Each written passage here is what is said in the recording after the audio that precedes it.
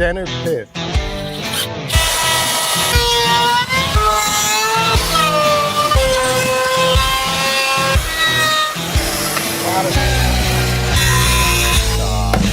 This works. We have this on the barn.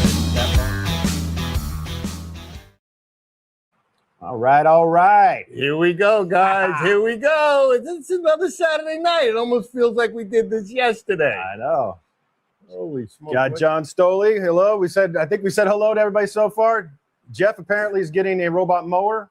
Or is he taking yours? He's taking yours. Okay, taking your robot. You might be the only guy that actually watched that video. Yeah, well, it's a little different. They want to see us cutting wood, not cutting grass. I know. That's why I didn't do it. Went with the mower. That's right. Ken B in the house. Theodore T, how you doing, buddy? Theodore's there too. I know. We actually have a pretty good lineup going on tonight. We do. How are you fellas, man? I can tell you what, since the last 2 weeks we were here, yeah, we have been busy, hard at it, finishing up the barn, finishing up the carriage house, cleaning up this place, because we got a couple things going on here in May. Oh, I should have put a picture of the barn up. I did not put a picture of the barn up. Next time. They probably watched the video. Most of the guys probably watched the video. Ken B, how you doing? Bigger Me, good to see you, buddy. Paul Barnes, you finally made it. We just started, man, so we're just getting going. I spoke to John Stoley today. Did you know? He's all, you know what? What? He bought a Mr. Cool unit. I don't know. I had a long conversation with him. Like, didn't you watch my video about the Mr. Cool people? The Mr. Uncool. I don't remember what we called it. I don't remember what we called it, but it's working now. It's working well. The video doesn't work in your area, T. What do you mean by that? Oh, no Wi-Fi. So how are you on here tonight? I don't know. I'm just waiting for cell phone. I don't know. But Zydeco, I don't know Zydeco Breakfast. That's a cool name. I've never heard that before. Welcome. I don't know if we said welcome, but that's a cool name. I didn't. Who's that? I don't know. Zydeco Breakfast, a little Louisiana action. A little bit south. Now all of a sudden I got Paul Simon and Zydeco in my head. And we're going to try to get to, we had so many comments last time and we missed a lot of people going on. So tonight we're going to just stick to the plan of no plan. But we're going to try to talk to everybody. And look, Craig made it. Craig killed it. Wait, what does this mean? This is my comment. Hello. Well, I told him that he has to comment on everything. Oh, I thought that was it. And he's out. Like Craig's like, I'm done. Hello. Goodbye. We'll see you, Craig. All right. It's raining here. I hope the audio's okay. We got a lot of rain on the tin roof. It's very romantic and nice. It's like a movie. I got to tell you, it's really the first cool day that we're not working. Yeah. It's been pretty warm. We haven't had any rain. Zero. But I know everybody's dealing with that. I know Georgia's having a lot of trouble. Georgia and other places as well. Very strange year. It's been a very strange year. It is. Hopefully everybody's getting out there. It's time to start milling. Hello, Pat. Zydeco Breakfast is a Saturday dance in Cajun country. Okay. Maybe you need to come up here and teach two guys what we do down there. Yeah. Because I'd like to learn how to dance. My family's originally from that area a long time ago. Pat, I don't know anything about Zydeco, though. No, not yet. We're going to get a lesson. Not yet. We're going to get it. We're getting the lesson. Yep. Pat Jennings, how you doing, buddy? You getting any rain over there? We're the tornado action. Ooh. Paul Barnes, good to see you, my friend. So you guys are all really getting to it. Everybody's soggy, little soggy for milling. Well, you've been getting the rain then. I don't know. He's going. Get on him, John. Please. I did that video for you. I already got taken by the Mr. Cool people. I didn't want my friends to get taken by Mr. Cool. I mean, that was just a real. Hopefully, they fixed that whole issue. It would probably be fine if that issue weren't. He such says a big that deal. He's used the unit several times, and he went outside my advice. Okay, not using them. John, do your own thing, man. Do your own thing. Johnny. All right, hey, we already got a question coming. Paul's in the house. I wonder if I should close this door if it'll be a little quieter on our microphone. It's probably up on the roof. I guess we're what the issue is. I'm hoping everybody can hear us. I had a guy today comment on, he wanted me to change my voice in the videos. I said, thank you. We're looking into AI to see if we can make that happen. A nice, sweet girl's voice. Love it. I don't think he's going to be on the live tonight. I don't think so. We have a couple of haters. It's been kind of interesting. I mean, it happens. No, you know? I only got that one hater. I could put a video up 20 seconds later. I got no likes, no nothing, but I always which is get a rare. I thumb mean, down. we're really lucky that everybody's pretty. There's good. just one guy. The music. It was the music. Well, then it's the music on every video. I think that was the point. So it was even on a short today. It doesn't matter. If I make a post, boom. Did you ever write him back to go ahead and write us some music he likes or something? You know what? He never leaves his name. All right. You know how that goes, guys? All right. I say if you want to give me a thumbs down 1,000 times, leave your name. Let's have a chat. That's all. Yep. John's got an address. I'll come by. All right. I know you want to answer questions. I know that was a big thing. We don't want to. It's hard to keep me from talking, so we're going to try not to talk. But there is already a question from Jacob Iparano. Okay, where am I missing it? What model? Here, I'm gonna throw it up on screen so we can throw it up. And we'll get back. We'll say hello to everybody too. As we can. Oh, Paul, that's it. Sorry, Paul, that's not. But hi, Paul. All right, I hit the wrong button. All right, there we go. I'm looking for the question. It's up on screen. Oh, you're a little bit delayed. Oh, it's not popping up. What model digger derrick is your all tech? God, I want to say it's the 35.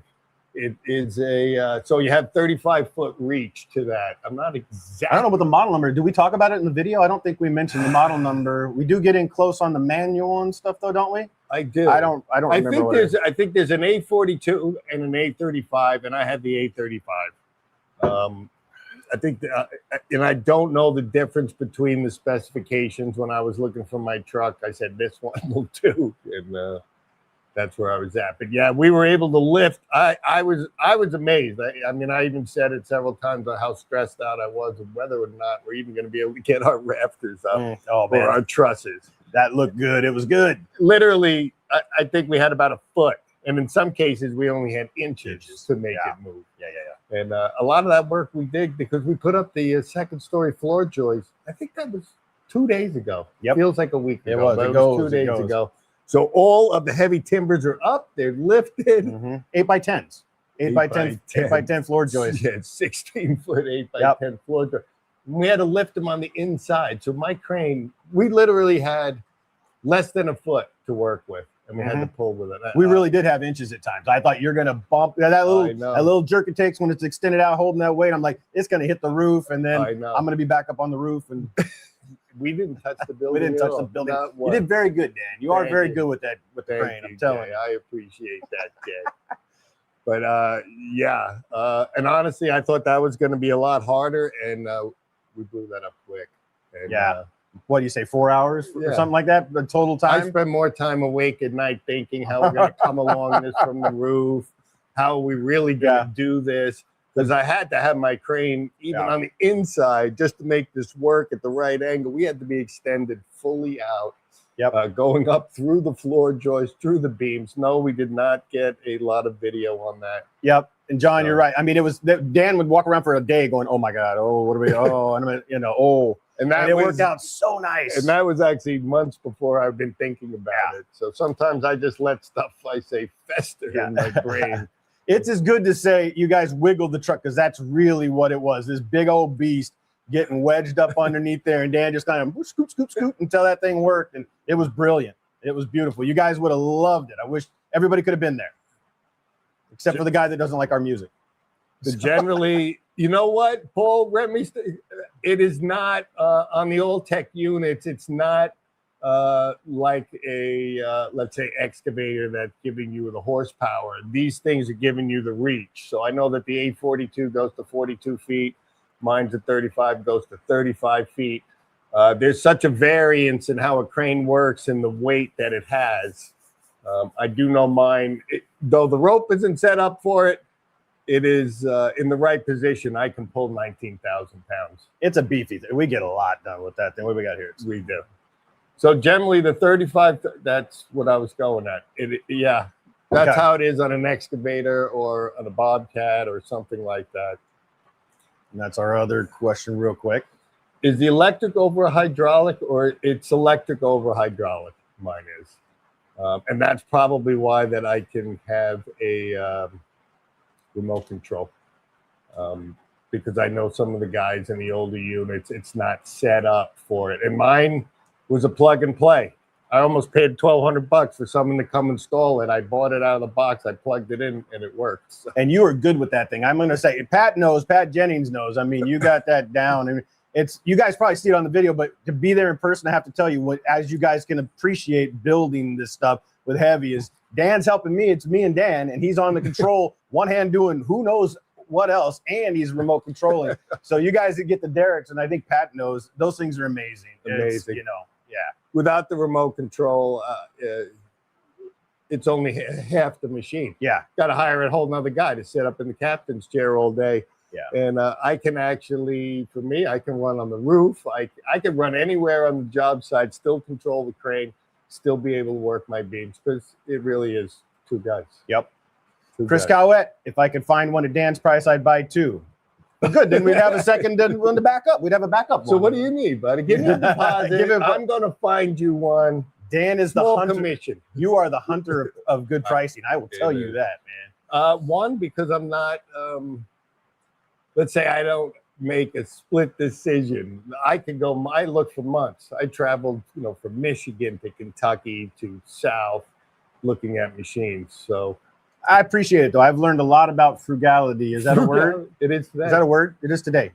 But I've learned a lot, and it makes a lot of sense. It's actually, yeah, it helped out a lot. What do we got here? Tractor, skid steer, or backhoe? Yes. I think he's commenting on Paul's. Oh, that's how, okay. Like ours is a 435. You know what? That's wrong, because mine's a 435 excavator and it has a 49 horsepower motor in it. But most of them, that's how you tell the weight or how much HP they have. Mine, big old cat motor in that truck. I don't know how many HPs, but it's got plenty. Scotty Callan made it. It is, Scotty. You need to get home, because I know I'm going to see you next month. And for you guys, you know who you are. We've got 10 Sawyers coming out here. So new Sawyers, Woodland Mills Sawyers, most of them.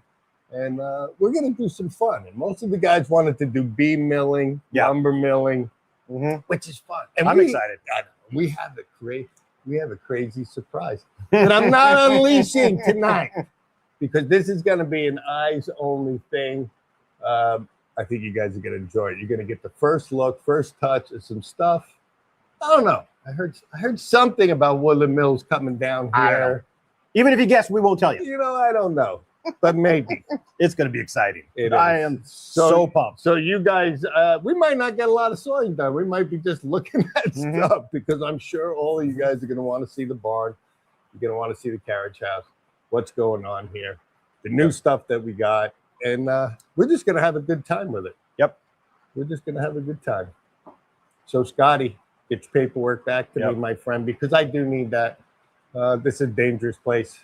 And, we don't want anybody hurt. No, we don't want anybody. Well, we won't.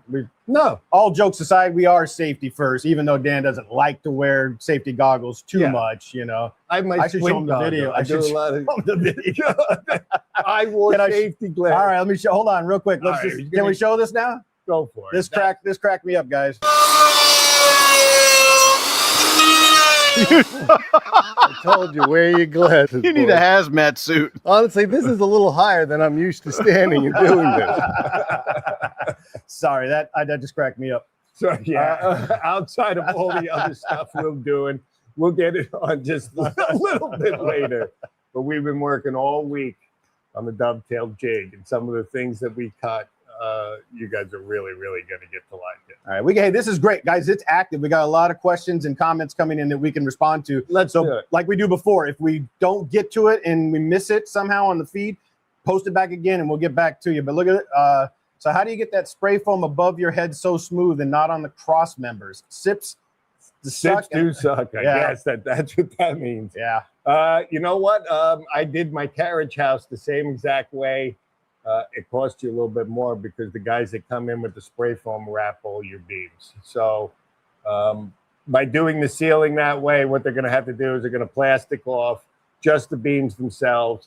You're going to spray it. They're going to cut it flat, pull off the plastic. And quite honestly, the carriage house was ugly. When the boss came, he was like, "Why is this taking so long to put the plastic?" They were not happy though. They really weren't. They were cranky. And rightfully so, because it's a lot going on. We think of it as a simple structure, but covering it, there's nothing simple about it because there's a lot going on that you don't. So yeah, take a few bids because sometimes those guys miss how much plastic they might need. Yeah, but they did a great job. They did. And if you did it yourself, to be honest with you, the barn would be completely simple after doing the carriage house. How the way that thing worked out.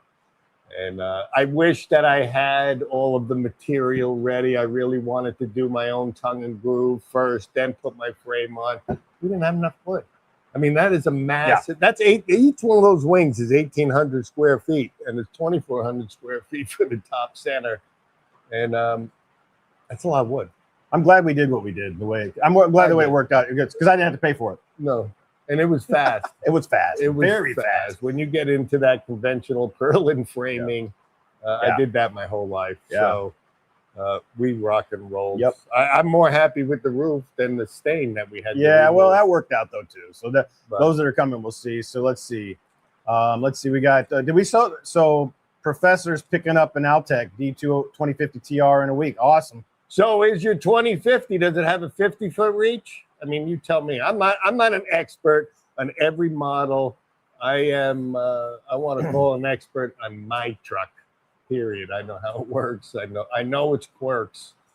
Most pole guys are not really bringing a crane inside a garage and swinging beams.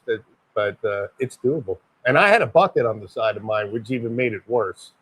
I even mentioned, I'm like, why don't we just take the bucket off? Why didn't we? I think, well, you figured it out. You ended up figuring it out. Yeah, we did the first section. I'm like, why take that bucket off? It's heavy. That thing's hard to get up. I mean, that's the real reason. Yeah, you can get it up. All right, so what we got here? Chain mortars are at a good price. Boy, I don't know. Like we always talk about, check eBay. If you're looking for new or used, I don't know. What do you think, Dan? Who's looking for that? Concrete. Yep. I bought mine new from Timberwolf Tools. When I got mine, it was $1,800.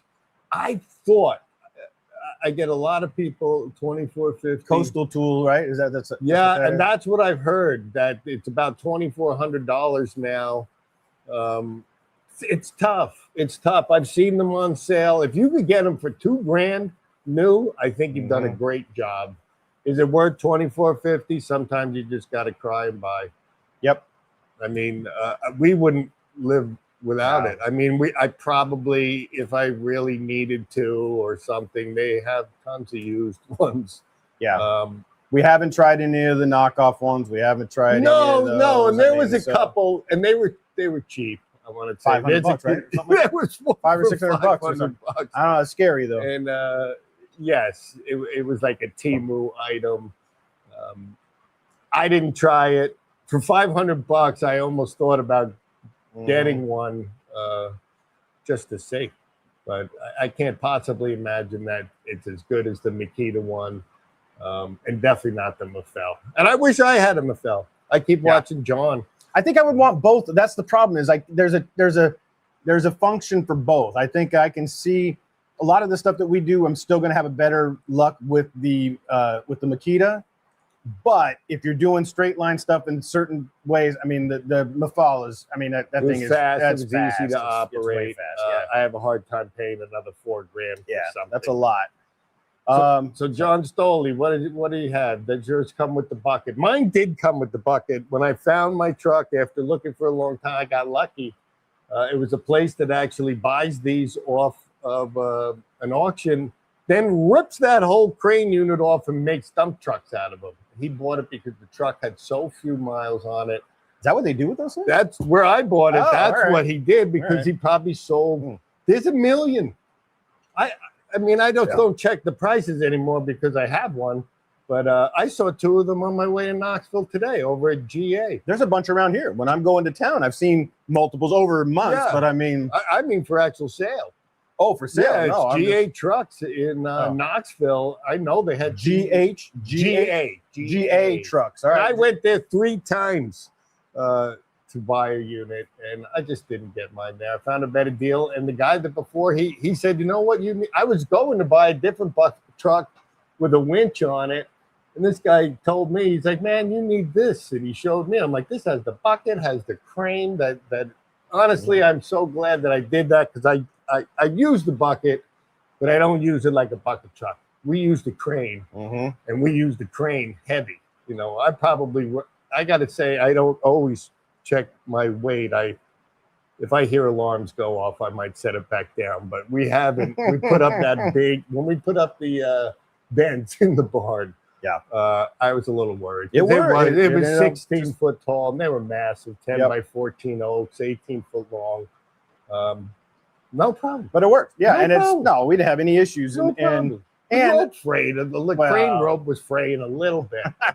just don't Not stand up. enough to stop. Yeah, and you get to put all your tools in it. The thing, it makes for a massive mobile tool station on your property. Yeah, I mean, massive. massive. Yeah. Everyone has the crazy. There's $20,000 worth of toolboxes on those things. Yep. So you and really, we don't go. Even if I'm not using the crane, I take my crane to the job because it's already tool loaded. Yep. It's almost like ready to go. Every time that we go, oh, we only need this, this, and this, we're running back to the crane. And my property's big here. We're a half a mile away. I know it doesn't sound like far, but every time you need a nail, you got to drive a half a mile to go get it. No, that's another add-on to Nail. that thing. Nail. We do Maybe. things. Yeah. Did you say nails? We don't use nails. We did use some nails. We didn't. Maybe a little bit. We didn't play. We didn't plug the plywood. What's this? Let's see. Canada. Oh, what is this? Hey, what is it? Brandon, Dyer's here. Guys, just one question. Can you use the robot lawnmower as a debarker? We're gonna try it. No, we're not gonna try it. No. I got the robot lawnmower because I'm headed off to vacation, and I don't want to hire a strange lawn company knowing I'm out of town for a while. So we're going with the robot because we put his ass to the test. Oh, Today's man. his first day off because it was raining. It really works good in the dry.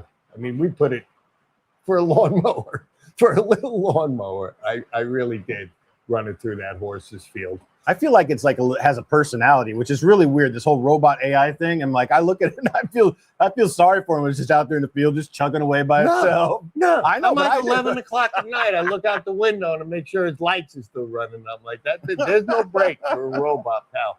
When you want to charge, that's the only time you get coffee. Racer X. What do you got here? Grab the Mafel drill station. Yeah, that's a good one. That's a must-have.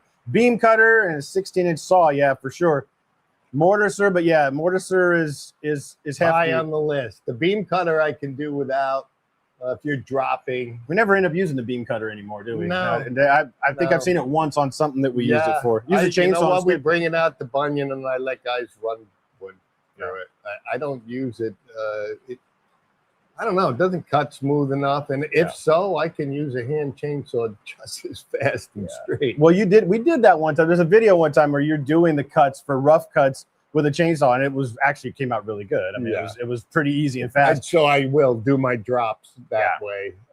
Now, depending on how many mortise holes you do, like Dan, I mean, you make a few of them, and you're like, oh, I got another 50 to go, and then you go buy the mortiser. So we'll see. We'll see. Get back to us on that. True. It's if you got honestly, I think the mortiser is number one. The Mafel drill station. Number two. The saw is a must. There's not even a number. I mean, just to have a cool skill saw. It's not really that. Someone told me today they just bought one. It was $500. I think it was John Stoll. He said they've gone up a little bit. I paid $500 for mine, and it was used. Oh, so it did go up. By Christmas time, they were $350 on Amazon. I just didn't need any more, but I did really want to buy it. It's a good price, but $500 is a good price. I see them up to $700. So shop a little bit because things change. And now I'm thinking it's framing season. Everybody's getting out for the winter. No discounts. They might not be discounting now. What's John Stoll got to say here? John Brote. It is John Brote. Yeah. Did you make a timber house for your robot yet? No. Who said he only got to the homestead? Oh, you're going to he only got to the homestead maybe a few weeks ago. I bought him maybe 2 or 3 weeks ago. No timber house. He's got to work the summer before he even gets the cat spot. But he lives outside. They're waterproof. You just put it outside. Oh, I missed this one. Here's a question for you. Here you go. Let's see. Let's get into this. Ready for that? Go ahead. Go ahead. Rick from Oregon. Well, everybody can see it, but because yours is delayed. So. Mine is delayed. Mm-hmm. What is the overall length, tenon included, of your knee braces? Are they 4x8? That's the width of them. They're 4 inches wide, 8 inches thick. Most of them, some of my building, we've done 6-inch wide ones. I want to start cutting some.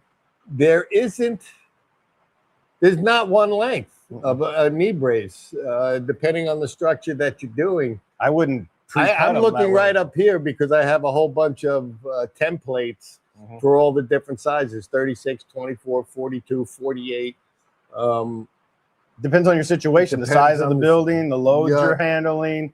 And I wouldn't. I mean, you could pre-cut a bunch. I mean, if you already have the plan, but you don't want to pre-cut the tenons and stuff, right? I mean, at least the way we do it now is making sure we don't. We've been doing the tenons a little bit differently, scribing them in after you've got the frame sort of coming together, so you get your much more dead accurate to the whole situation. Correct. So when you're making a bunch of them, you might be remaking.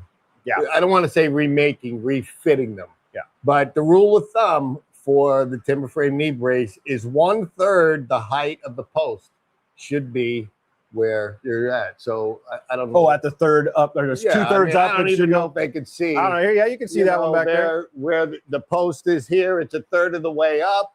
It's 36 inches down. I believe that those are 42s over there. All right, there you go. But there's exceptions to that rule.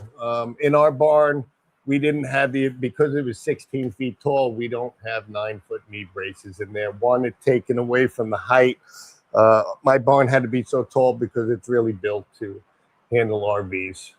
So that's why we had to do it. It's got to be able to handle a garage door, a 14-foot tall garage door, just so that I can get my RVs in place.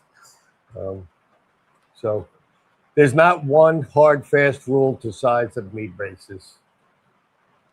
Hopefully that answered that. John Stoll, do you know what? I'm assuming, John, you're talking about, we've been talking about the crane before that, but so what year is yours? Do you know what year your truck is? My truck? Yeah, the crane. Derek. Gosh dang it. Not off the top of my head. I want to say 2005, but I really think it's a 2010 or 11. But I'm not, I don't want to say I'm not. Somewhere in the 2000s. Oh, yeah. There you go. Oh, yeah. Sorry, John. Just make sure that it has the safety features on it. Like mine has the side tilt alarms, the warnings that you're doing something stupid, and it'll shut down. And without that, I don't know, you could overuse it. Main difference between the Makita and Mafell is what? Chain cutting direction? Yes. And there's a couple of other features that are different. Yeah. It's sort of the direction of the rounding of your tenon. You know, the pockets are, it's just, there's actually quite a few differences, but it is generally the direction that you're going. I mean, the chain is actually in a 90-degree. Yeah. You don't pivot. The arm doesn't pivot. You just punch down, move down, move down, move down. Now, I didn't really know this, and John from Star Hill Timberworks hasn't been here because he really comes back from vacation and we don't see him no more. But from what they're telling me, like we get ours to maybe sit about 1/4 of an inch away from our flat, but you can't do that with the Mafell because of the round chain. And he's telling me that they just oversize their pockets. Just go deeper, right? They go deeper. So I don't know. I'm sure it's fine. I mean, on thicker stuff, it's probably not. It's nominal, but I mean, if you're doing thin stuff, I mean, I guess it's not really touching anyway in ours.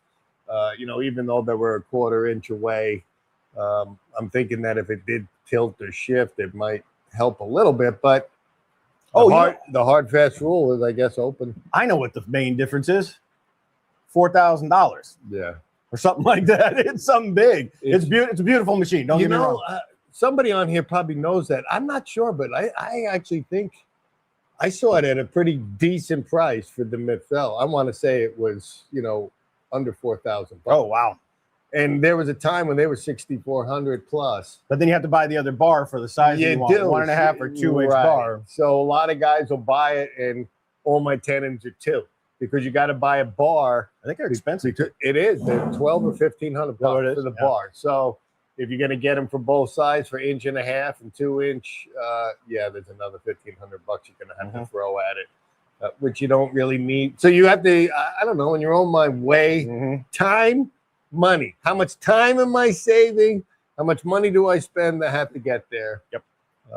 But it is a nice machine. It is a nice machine. If you got the money, I mean, hey, that's the way I say if you got the money, I'm the wrong one. We'll test. Yeah, exactly. I'm the wrong person to ask about money, though. So let's be honest. What do we got? Racer X says, I'll just throw this up there for people to see. Yes, these things are spring loaded. So, but the Mafel drill is a nice station. It's a nice. It is a nice station. There's a couple of cool videos from John Kelly or something like that where he has the spring load and the machine's running itself, drilling, and then it just pops up. So it's helpful, my friend. It makes a straight hole. So, okay, Standard Living, good to see you, my friend.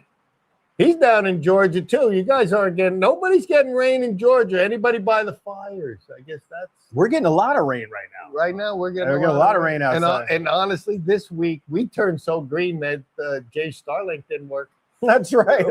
We went from a completely open oak forest to now I can't see 10 feet into. So it's been warm. This water is probably, I'm going to say, going to hurt us a little bit because the humidity will be coming. Yeah, it's time. It's creeping in. We need water. Everybody needs water. That's the whole basis of life. So in Georgia, Jeff Nash says there's no rain in about 8 weeks. We haven't either. We had one little sprinkle. I mean, we've been able to, that's why we've been able to pound out a lot of work, get stuff done, because we didn't have any rain days, didn't have any mud days, didn't have to consider, I feel bad because it was so nice. I mean, I would just go up on site every day and I'm like, I can't believe this. And I had company. I had company for a week where I'm like sitting on the couch. I'm like, this is the nicest days of spring. I've been waiting to work these days. I'm like, does anybody want to cut some wood? Yep. No. Nope. I got to walk around Dollywood. Dollywood. Hey, here's a question, because I think you're in a different spot than I am. Do you have to worry about county inspections on your builds? Now, this depends, right? I'm building in a county that I have to pass inspection as I move along and place timber frames that aren't common. I'm worried about these. That's a tough one. They're always worried about them. Yes, we do need to get permits. Yes, I do need to get inspections. Yes, the building inspector knows absolutely nothing about timber frames. That's right. And yes, when he got here, I'm not lying when I say he offered me a job. They offered me a job. I'm like, get the heck out of here. Because you can tell by the beautiful work and craftsmanship. They're like, this isn't any sort of, slapped together jungle frame going down. But you got lucky. We got lucky because of the inspectors that are here. So that's true. You never know what you're getting. But I could be smooth sometimes. Well, you can't. There's certain people that I'm very smooth with, and now I'm like, hey, I need an inspection. He's like, just go ahead. Go ahead and do it. So just be smooth, and you got to be smooth. Me, before I even did my timber frame, I went down to the building department. I met the building inspector, showed him what I wanted to do, had a conversation with him, told him about my background, because I'm not from Tennessee. Nobody knew me when I started doing this here. And all I could say is I love my guy. He's getting old, though. I need to fit. I called him 2.5 weeks ago. I'm like, all right, we're ready for the final on the carriage house. It's been 2.5 years. Okay, I haven't heard from him. Yeah, it's weird though. I hope he's okay. I'm probably gonna get my final. Yeah, I want to get. Okay. I want to make sure he does the barn too. Yeah, he was an old dude. That's right. He was old. Yeah, and his dad still works there. Oh my God! So, what? Yeah, his dad was the original inspector, the first 100-year-old building inspector. It's true. But check out with them. Yeah. Ask them that. I know some places are ridiculously difficult, and some inspectors can be. Let's say a pain, especially when they don't have the knowledge and they want to show. I don't know. Start by being kind. Be kind. Woo them. Be kind. You can talk about them when they leave. Exactly. Me, it really gets bad. A box of donuts, I wrap 100 around it. It goes a long way. Hello, Micro Age. All right, we're going Micro down. Age. I think we're seeing. Am I wrong? Micro Age coming to the Sawyer's Festival? Wait. He might be. There's so many people, guys. You know, we cover this every single time. I know. Standard. Oh, you said hello to Standard Living. See, now I'm catching up with you. Yeah, Standard Living. That's Joe Rob's buddy that we kind of met. And you liking that edger? I saw that you guys both got the same edger. I don't know that you're gonna like our video next week, buddy, because we did one of the differences between the edger and running it through our rip saw here, and what you get. But I know for a lot of you guys pounding out lumber, and I know my friend Craig Quilter, who keeps asking about Bunyan up here, and we're going to Bunyan again. I told you we're going. We could go now and wait until October until they get there. But let's all go ahead. Hey, they got that big field. We can just put our RVs there. We'll all be good. The only issue I had with the edger that we had out here is our boards walking. When you wanted to make T&G and you slam those two boards together and there's a half-inch gap between them, I canceled the whole project and just ran everything through my rip saw, which is fast, which is straight. And, I love that machine. And we did. We had a good time. We just ran 4 pallets the other day. That's a good day. It's a lot like the milling days where we just have a lot of fun. And you know, it really is hard work, but it's not. I mean, it's not even not really hard work. I mean, we're doing our stuff dry. You gotta remember that we're kiln drying oak. We ran hickory. We ran all super hardwoods that are tough to go through straight. And I'm kind of a stickler at getting my stuff straight, especially if we're going to finish the wood. We put so much love into piling it, stickering it, air drying it, kiln drying it, putting it in storage, then ripping it straight to get inferior product. I just don't. I can't. But that's great though, because we had perfect weather, perfect wood, perfect machine. It really worked. It worked out. It was a good day. It was a good. I do. You know what? We're timber framing so much. We're milling so much. We're up installing so much. We're finishing so much. It's nice to get in the shop and just, I don't know, have a day's worth of work just to hammer through. Well, and Jay was even in a good mood. I was in a pretty good mood. Thanks, T. He said, I'm ahead. I'm up further than you. T said he likes the scribe technique. Definitely seems better. So if you get a chance to really work it, let us know. That's going back to the knee braces and the framing structure and stuff. Almost everything. I mean, it really worked this time for the rafters. It really worked. We saved hours, if not days, if not a full day. Yeah. Really, I had every cut was perfect. I'm not sitting here lying. Hey, I'm great. I'm not. No, when I make them beforehand and I know it's a 47-degree angle, and then I put it together and it should have been a 45 or a 46 or 0.5. There's something in the way, or 0.5. 46, and it happens. It happens. It will happen. And I will be sanding on that thing and I'll be making it work. But scribe technique, that's just me, field guy. I'm not at school teaching each individual piece. Our wood is not 4-sided standard. Everything is coming off our mill. You have to be adaptable, and you're very adaptable, and you have so much experience. It's like know when you need to make that 1-degree change, and you need to be able to do that. And so if you do everything pre-done, it becomes really, you can do it. It just becomes, there's other complications that are going to crop up. A lot of guys will pocket that kind of stuff, so you're going to hide the bad cut. Most of the things that we just did on the recent barn, these were flush cut tenons, so I didn't pocket anything. There's nothing to hide. It's all out there in the open, and we'll see how it dries. See how stuff dries. This stuff moves. You got to be ready for it to be cracked. That's the test, though, is once it settles. It is. I mean, I'm noticing even still in the carriage house, this is 3 years after that frame has been up. I've lost a 1/2 inch on my beams. I know I cut them 8. I was walking around today and measuring everything. Is at 7.5. I found one at 7 1/4. I just thought he was an underperformer. I can tell you, it's still not going anywhere. No shit. It's pretty heavy. The good thing about timber framing on a giant frame, how sturdy is that? When you're up 22 feet in the air, walking on the plate, you're not wiggling. You're not. I feel safe. I felt safe. I was walking around on those crazy up on those things. So much for being scared of heights. This guy. I told you I'm scared of falling. He's a big guy. We're all scared of falling. He's a big guy. I'll tell you what. He's nimble.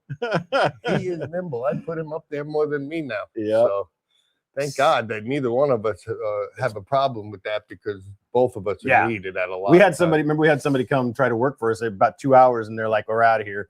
Couldn't even do it up 10, 12 feet. It was I'm like, that's not going to work. No.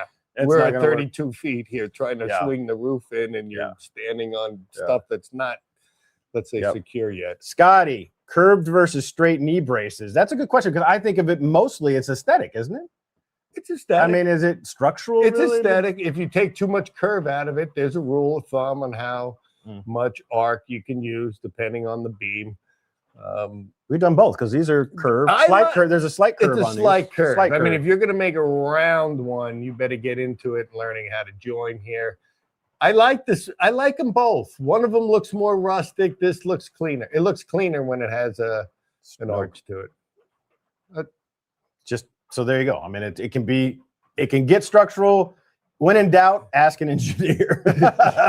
Get it. There's definitely. I'd have to dig it up.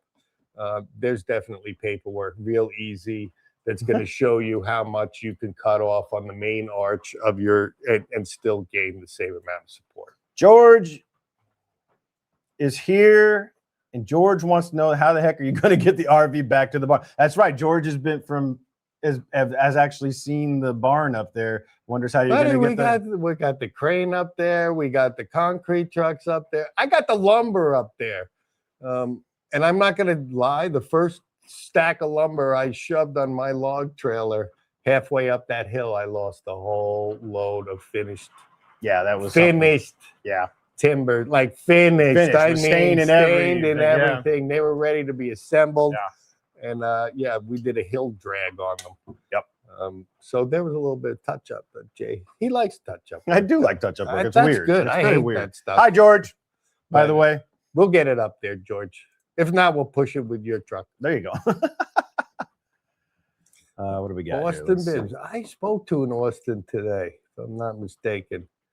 I'm going to have to head out here very soon. If you guys are interested in one of those, that's who I know. I was talking to you, the offset prickers. I had actually talked about these with Robert Podger because they go with the Podgers. And he must have seen, I don't know, Austin must have seen one of my videos because he left a message on the community chat and he showed me some pictures of the prickers he made, and they were nice. They were really nice. I wasn't even going to go to that extent that he had. Yours are an exact copy of the guy that makes them over in Europe, but nice ones. We might have you out here, and we'll do some pricking and a podger in together, my friend. But it's a useful. That sounded weird. It did sound weird, but that's okay. We're kind of weird. We're kind of weird. Hey, we're friends already. Well, I'm glad. Very nice tool, and I will talk to you about it. I believe you. Just keep commenting with me, and we'll get together. Yeah, I see some comments on the fires, guys. Everybody be safe, Chris. I see you say you're not far from the Brantley County fire. Everybody be safe out there. Let's send some rain that way for sure. Yeah, I've lived through a couple of these massive ones that have been right to the edge of my ranch in Arizona and New Mexico, and it's no joke. So I'm praying for you, that's for sure. I know that some of my family's probably on the way if they're having, because they're all fire smoke jumpers and stuff like that. So I know they were out here in Gatlinburg. I know they were out here when Charlotte was burning. So hopefully the rain comes. That's all you really need. Yep. Shag Nasty. Where are we in Tennessee? We are eastern central Tennessee. We're the east center. We're basically in between Knoxville and Chattanooga along the Watts Bar Lake, which is basically the border, isn't it? Isn't that the Tennessee border on the east side? Tennessee border on the east side is the mountains. Is Gatlinburg, going into North Carolina. So I'm top of Old Smoky. Top of Old Smoky is the line. We're actually a little bit more eastern. We're just south of Knoxville. So that's where we're at. He's like, that guy's going on vacation soon. Where does he live? Well, that's fairly non-specific. Pat's got a Derek digger. That's right. I know he does. Yep. I know he does. And every other tool. Okay, you have any Rick from Oregon going on here yet? Let's see. I'm still way behind. Incredible materials, incredible tools. You guys are awesome. Incredible efficiency, incredible production, incredible materials, incredible tools and equipment, plus knowledge and experience. Well, Rick, thank you from Oregon. I needed that. I don't know, man. I don't know who Rick. I don't know if we know Rick, but I like Rick a lot. I know. What did my wife decide? What did my wife decide to do today? Yeah, I made a giant turkey dinner like it's Thanksgiving. So Jay and I, yeah, we're on that turkey sleep mode right now. I'm still here. But I'm still here. Racer X. I made a deal with the wife when I bought it. Okay. That's usually how it works. Edmonton's getting 5 inches of snow. What the? Let's see. Who's that? It's Nick Dalton. I'm sorry to hear that, Nick. Yeah. It's 85 degrees down here. Yeah, I don't know. Yeah. What do we got here? Let's see. This is from Rick from Oregon. Did you cover that? Cutting 9-foot 8x8 white oaks. I figure my height will be 8 feet. Thanks for showing the tricks using the mill to make the 10-inch game changer. Okay, that was just. Yeah. It is a game changer. Yeah, it is. If you guys want to do it, I mean, I still think that's the funnest part of me is cutting the joinery on the sawmill, using my sawmill as my table, and working them right there. I kind of trance out when we're doing that. You know that? I get really transfixed on what we're doing there. I do like to cut with a skill saw as well. I mean, I kind of like it all. But if I'm out there cutting with a skill saw, I want 30 of them to cut right away because it gets heavy.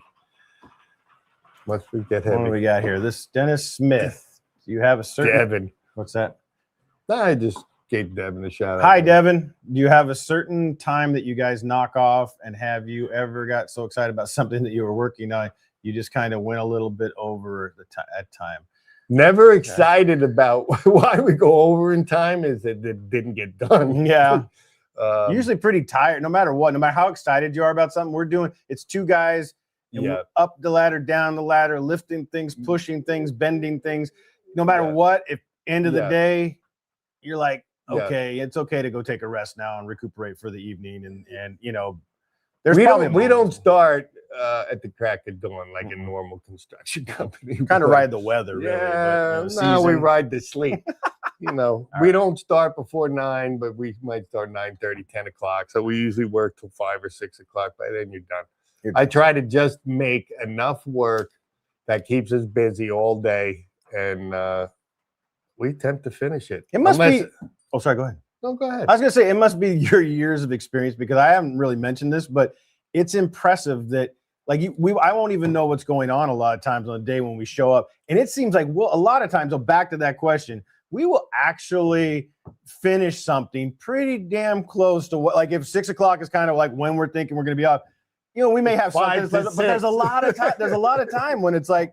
We wrap up right around some time, and then it's the next day. It's back over again. And we go, but that honestly, last week we had one day we got off. We went off an hour early because we got the floor joists up. I'm like, you know what? Hell, we've already accomplished what the accomplishment was. And it's hard to start when you've done something that heavy, that long. You got an hour to go. It's hard to go jump over and go. Let's go do something else for an hour, unless you got something really set up. Yeah, the setup. The setup is the whole thing. So I kind of try to, you know, we do have days where I got to jump between job to job, just I don't want to say satisfying people, satisfying myself, satisfying maybe other guys that are coming here. But for the most part, we pick something and we do it. That's kind of why we're straightening wood. I don't straighten wood for an hour and then go reset up to timber frame and then reset up to do whatever. If we're timber framing, that's what we're doing for the day. Milling day is usually milling day. I mean, every once in a while there'll be an add-on. We're moving. Usually milling will be related to something else. Like, okay, we're rotating stuff out of the kiln or we're moving wood around in the log yard. So everything's kind of in that zone, right? Correct. And we kind of, when we're milling, because there's two of us, he might be cutting, I'm running around pre-getting either the next logs ready, what the next steps are. So but your experience really does help with that. Your timing is ridiculous. I mean, it's really impressive. It is. I'm not gonna lie. Thank Just you, what you need, right? Thank you, Ted. You're welcome. It's true. He doesn't say that a lot during the day. I don't. I'm cussing under my breath. I know. Doing all he kinds of stuff. Smiles and shit. I rarely see. This is the only reason I do these lives. Because I never smile. I try to make them. I come in the morning, I'm like, ooh, maybe he didn't get enough sleep. I try to lead off with a joke, you know, at least get the jocularity. Got to get me on level. And then, and quite frankly, it works. It does. That's not my old way. It's my J training method. So every individual is different. Before that, it was let's try to get off the pot. Well. It works. There's nobody else here on my pot, so I decided to be. I tried to be happy. That's good. I like that. Oh, let's see. What do we got now? Let's see. Going to Bunyan, need a 45 spot for 45-foot coach. They got huge fields at Bunyan for all the RVs and stuff. I can't imagine that's no, they do. That's massive. It's massive, right nice next to our there. booth too. That isn't a problem at all. You might have to call to reserve a spot. I don't remember that it wasn't. Everybody that's in the show can stay there. That's for sure. But there's also an RV park right in the stadium there. So it's like, huge. Yeah, I don't know. There's not actually services though. I don't know. Actually, I don't know about that. I can't check on the services. Yeah, check on the services. Hey man, if there's a spot, I would imagine there's plugs because one, it's an old place. There's got to be something because they're set up for it. And at 45 feet, you're pretty self-contained. Other than you run your generator, probably. They probably don't want everybody, but there's got to be power somehow there. There is. I don't know. There's so much machinery running. I don't know that you would get it. Just run an extension cord. You know who might know, because you know our buddy Craig, who gets there a day early. Craig's talked to everybody. I mean, he's already figured out where everything was in the show before we got there. He might know about the services on the RV place. He might be the best guy. Let's see. What do we got? No more parts when it gets dark. Yeah, I'm kind of the same, Theodore. It's the only time I seem to cut out of work is when I have no more parts or it gets dark. We don't work in the dark either. I don't have lights on my. I'm lucky I have lights in the shop, but yeah, when it's dark, I'm normally sleeping. I know that Whirly Woods is coming to our place in a couple of weeks. Your sawmill setup video was awesome. I finished my mill today and running it tomorrow for the first time. That's gonna be fun. First time. It's gonna be fun. Which mill did you get? What mill do you have? I don't remember. I don't remember either, and I should, because I know all you guys have texted me this. I just it gets to be a massive amount of stuff. I'm lucky I even know what mill I have. Heath, my friend, how are you? Chris Collette, again with the super thing. I wanted to actually say thank you to you, Chris Cowett. Oh, I just saw it pop up. Chris Cowett. See, I practiced that all week when you told me this. But my friend, thank you. And I wanted to thank you, Kevin Bauer, Jeff Nash. You guys have actually, let's say, donated to a super thanks. Jay and I actually take that stuff. Anything that you guys give us, we try to, let's say, finagle that money into something to give back to you guys. And yeah, I really appreciate it. Absolutely. My friend. And you, my friend, Chris Cowett. Cowett. You have Cowett. Cowett. He's you just right. You said it just right. You said it totally right. Son of a bitch. I'm sorry, but you know that you won the magnet. 5 of the guys already emailed. Oh yeah, I haven't sent one to And you know, I found on my way out the door, I was cleaning up, found the envelope that you sent me about when you got your jig on the Dovetail jig that you got. So I do have your address. So one of those is coming your way, my friend. I didn't pass it along to Jay yet, but there's a couple of you guys that did not give us. Do you want me to tell you who? Well, let me just put it out there for who we have so far. Today I sent out Ken Boyd, Pat Jennings, Heath Paradise, Brian Brown, and Paul Wilbert. So that's all. I've got 5 going out so far. I'm going to have to cruise into my notes. I'm going to go in right now notes because there's actually here Mr. Boatwright, who's usually here somewhere. He didn't get me his address because he won one. Oh, does he have a magnet coming to him? He does have a magnet coming. We can track him. I know we can track him. I don't even, and I said this last time, I don't really remember. Devin Hold'em never got in touch with me either. So hopefully he's on this live and he hears that, or I think I said I was going to make a post, but I didn't. Most of the people were on the live just sent me their email. If I don't hear from him, maybe we'll try. We'll put it back in the hat. Yeah, somebody else might get it. There you go. They're really cool. Theodore Tom's got one, and Randy Lemus. So I haven't heard from Randy. Haven't heard from. Yep, that's why I put little question marks right there on my phone. All right. Who's there? Randy Lemus, Theodore Toms, who I know is on here. T, send me your address. Devin Hold'em's and Mr. Boatwright. Chris C, I already got you, pal. All right. So coming your way, buddy.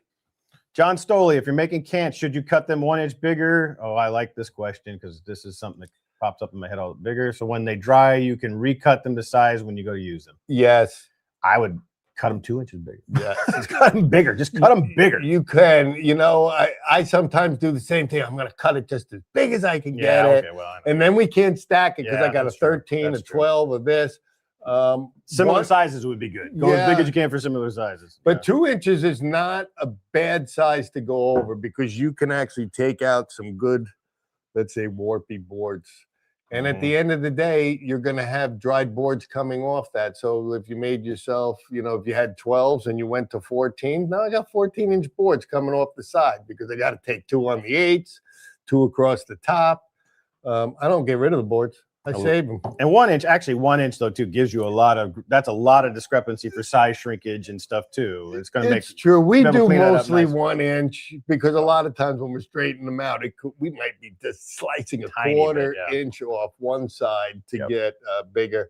But if your wood is warpy or you just want to go with 2 inches, isn't going to hurt you because you still have the wood. You're just storing it in a different place. Hey, would it matter? And it checks. It checks. It definitely, depending on the wood. And it comes out clean once it's dry. You cut in that inch. You cut in that half an inch.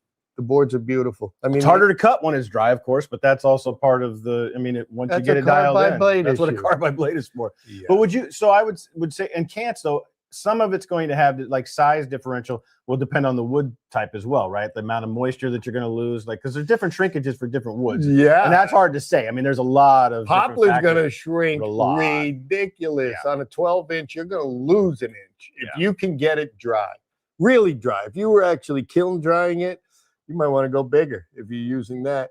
Pine is not so bad on the shrinkage. The pine that we have. There's so many different types of pine out there, but the sip that we have stays pretty nice. Yeah.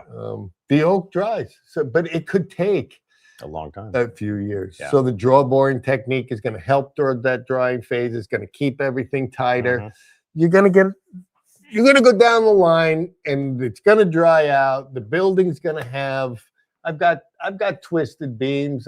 It's part of it, you know. I just saw something. It was a post, not to cut you off, sorry, Dan, but it was on Timber Frame Apprentice or something, you know. And they were showing it was a beautiful structure, but I had to look because I saw this huge black line, and I thought maybe it was a problem in the photo. And they're putting this building together, and it had a massive crack through it, which is probably fine. But I've actually seen it from massive timber frame companies, posting their picture of this oak frame that they put together, and I'm like, holy smokes! I'm like, that kind of looks like ours. I think you just account for it. You know it's coming. It's coming. It's coming. It's not going to hurt the structural strength of the wood.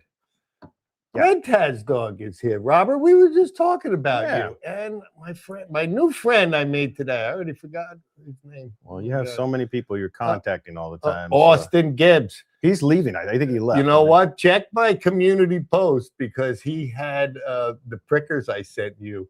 He had them made. Not that he's selling them. I kind of did beg him like I begged you. I said, hey, I might get in touch with you to get one of these things. Oh, Austin's doing the offset? No, he wasn't doing it. I think he told me that he had a machine shop do his for him. And I just naturally, I'm like, how much did you pay for that? Because it looks really nice. And he did get back to me.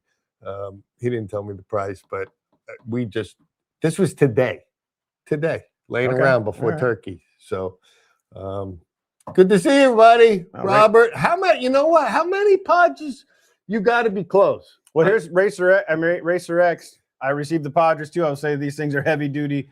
Well, people were buying like 6. Like a lot of people were like, I'm buying a pack of 6. I'm like, that's going for it right there. But they are cool. I'd hang one on the wall and never use it. We have a show one that we leave right here, but we've been using the other. Well, now we got Heath's. Well, it's in a Heath condom. Scabbard on it. The scabbard. I like the scabbard. That's better than what I just said. Maybe the scabbard's the sword itself. Anyway, it's a sheath. No, the scabbard is. Is it? All right. It is. You're right, Jay. Don't ever forget. When you're right, you're right. All right. Let's see what we got here. All my cans are 8 by 10, 16 foot long. This is from Micro Age, 2009. Very hard to handle without machinery. We're doing it all ourselves. My wife and I can't imagine milling an inch larger. I hear you. Welcome to timber framing. You should have tried those 10 by 14, 18 footers we had. I mean, I tried to get you to take. I was like, Dan, sit up on this thing with the 10x14 beam, and then the floor joist at 8x10 sitting up on. I'm like, you've got to sit up on there just for scale. We didn't get it. We'll get it eventually, but I'll get Dan on there. If I did that, he would shrink me. I would. I'd make little Dan. Little Dan. I would make little Dan. Make it look like I'm across a. I make little Dan. I know. I like that. I'm gonna put him everywhere. Little Dan. John Stoley got 6. Yeah. Okay. There's no. I mean, honestly, 4 is probably the minimum that you would really want. Putting the way that we put that frame together. Yeah. When we were putting our rafters together, I mean, I know I only had 3 to use because of the way the rafters worked. Right on. I mean, right on the money. And I get everything in place, and then we pegged it. Yep. So there's no second guessing. I mean, stuff dries when you're cutting tenons, you're cutting joints, you put your wood away, it dries. Stuff happens. Nick Dalton, yes, it must be nice. I'm assuming you're talking about just a lot of the stuff that goes on and all the tools and stuff. I'm going to assume that. If not, set me straight. But yes, it's very nice. I think about it every day. All right, what do we got here? Just hanging out under the CNC. Okay, we're definitely on 2 different. We're kind of on 2 different timelines here. I'm trying to look. It's easier. The stuff they give us on our little thing here, they're hard to read. They're small for us. They're small over here. Yeah, I try to put it up here. See, Shag Nasty says I'm over on Tim's Ford Lake, not far from you guys. I went to a timber frame workshop at Shelter Institute. Yeah, in Maine for a few years. I know they do. They're aren't they one of the main ones? Yes, they are. Main ones in Maine. Maine. Like how I did that, I didn't. They really. I lost my comments. Uh-oh. You know how it is. Let's see. Do you guys have it? This is a good question. Let's see. I hope I'm not missing anybody here. Let's see. Do you guys have any wood you cut that stand out as the best wood you've seen? Now, best wood to work with, or just the best looking wood? Those are 2 different things. So maybe a little clarification on that. If I was using oak, white oak is the best. I like working with the chestnut oak, twists a little bit. Very nice grain, made excellent flooring. I love the flooring. I love the wood look of chestnut. Red, not so much. This whole building is made of red. You're going to get a bunch of check marks with it. It's the hardest of the woods to keep together. It mills pretty easy. It mills pretty easy for oak, does. Though. I mean, comparative to white oak and we did hickory for beams. Heavy, hard. Checked a little weird. So maybe because of it being so hard, I do like making the hickory flooring and the hickory tongue and groove. I'm not sure that I would use them as beams again, but maybe. No, but flooring, the hickory for flooring, again, depends on what you're doing. That flooring is insane. Insane. Even the T&G we put on the walls. Yeah. It's beautiful wood. So I do love it. Yeah. There's a lot of great woods. There's furniture. If you're doing furniture, well, then you're going to do some different stuff as well. I mean, obviously cutting black walnut, this stuff is beautiful. There's a lot of beautiful woods out there, but white oak is a good one, right? I mean, what's this, George? I see hearts going across my page. I don't get any hearts. Don't believe them. These guys worked their butts off at Bunyan when we did the timber frame sugar shack. Yeah, we'll see. Yeah, we'll see you this year, George. We're doing a 4-story sugar shack. No, I'm just kidding. You notice we didn't bring any chairs to sit underneath so that you guys could sit underneath because it was too hot to work in the sun. Georgie.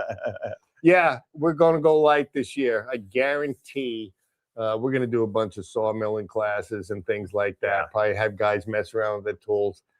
No big buildings. No big buildings. So Mr. Cantmaster, or I forgot what I used to call him, the Beam Slayer. The Beam Slayer, George. You're probably off this year. That's right. See. You guys will have plenty of time to get your chairs. We need Dan to be able to talk to people. Yeah. And hang out and really show some really cool, not simple stuff, but smaller stuff. Get on the sawmill, get on some tools, play with that stuff. Because people like it. You break out the tools. That's a lot of fun too. Quite honestly, I'm always stressed because I don't go into a project that we're going to fail. And sometimes I got to work 3 times as hard to make that happen. And not doing it. I have a whole dovetail cabin sitting in my barn. from last year. I have a whole cabin. Somebody would be happy to live. It's going to be a she shed. We had Pat Jennings come help make the base.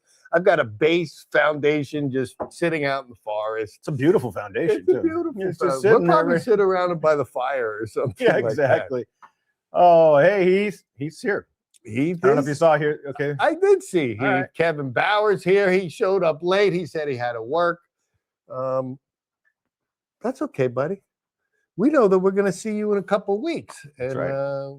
I'm so looking forward to that pig that I heard about. He knows. Now I heard that his wife is making special macaroni salad. And you never know what's going to come out of Kevin Bauer. But we gave you a little thank you before because the super thanks that you gave us. I mean, remarkable. And I just wanted to thank you for that. It gets noticed, even though it's hard sometimes to, Oh yeah, just to individually call everybody out, but I mean, we try to pay it forward too. So. It's true. So I mean, we totally appreciate it. We appreciate you, and we're going to see you soon.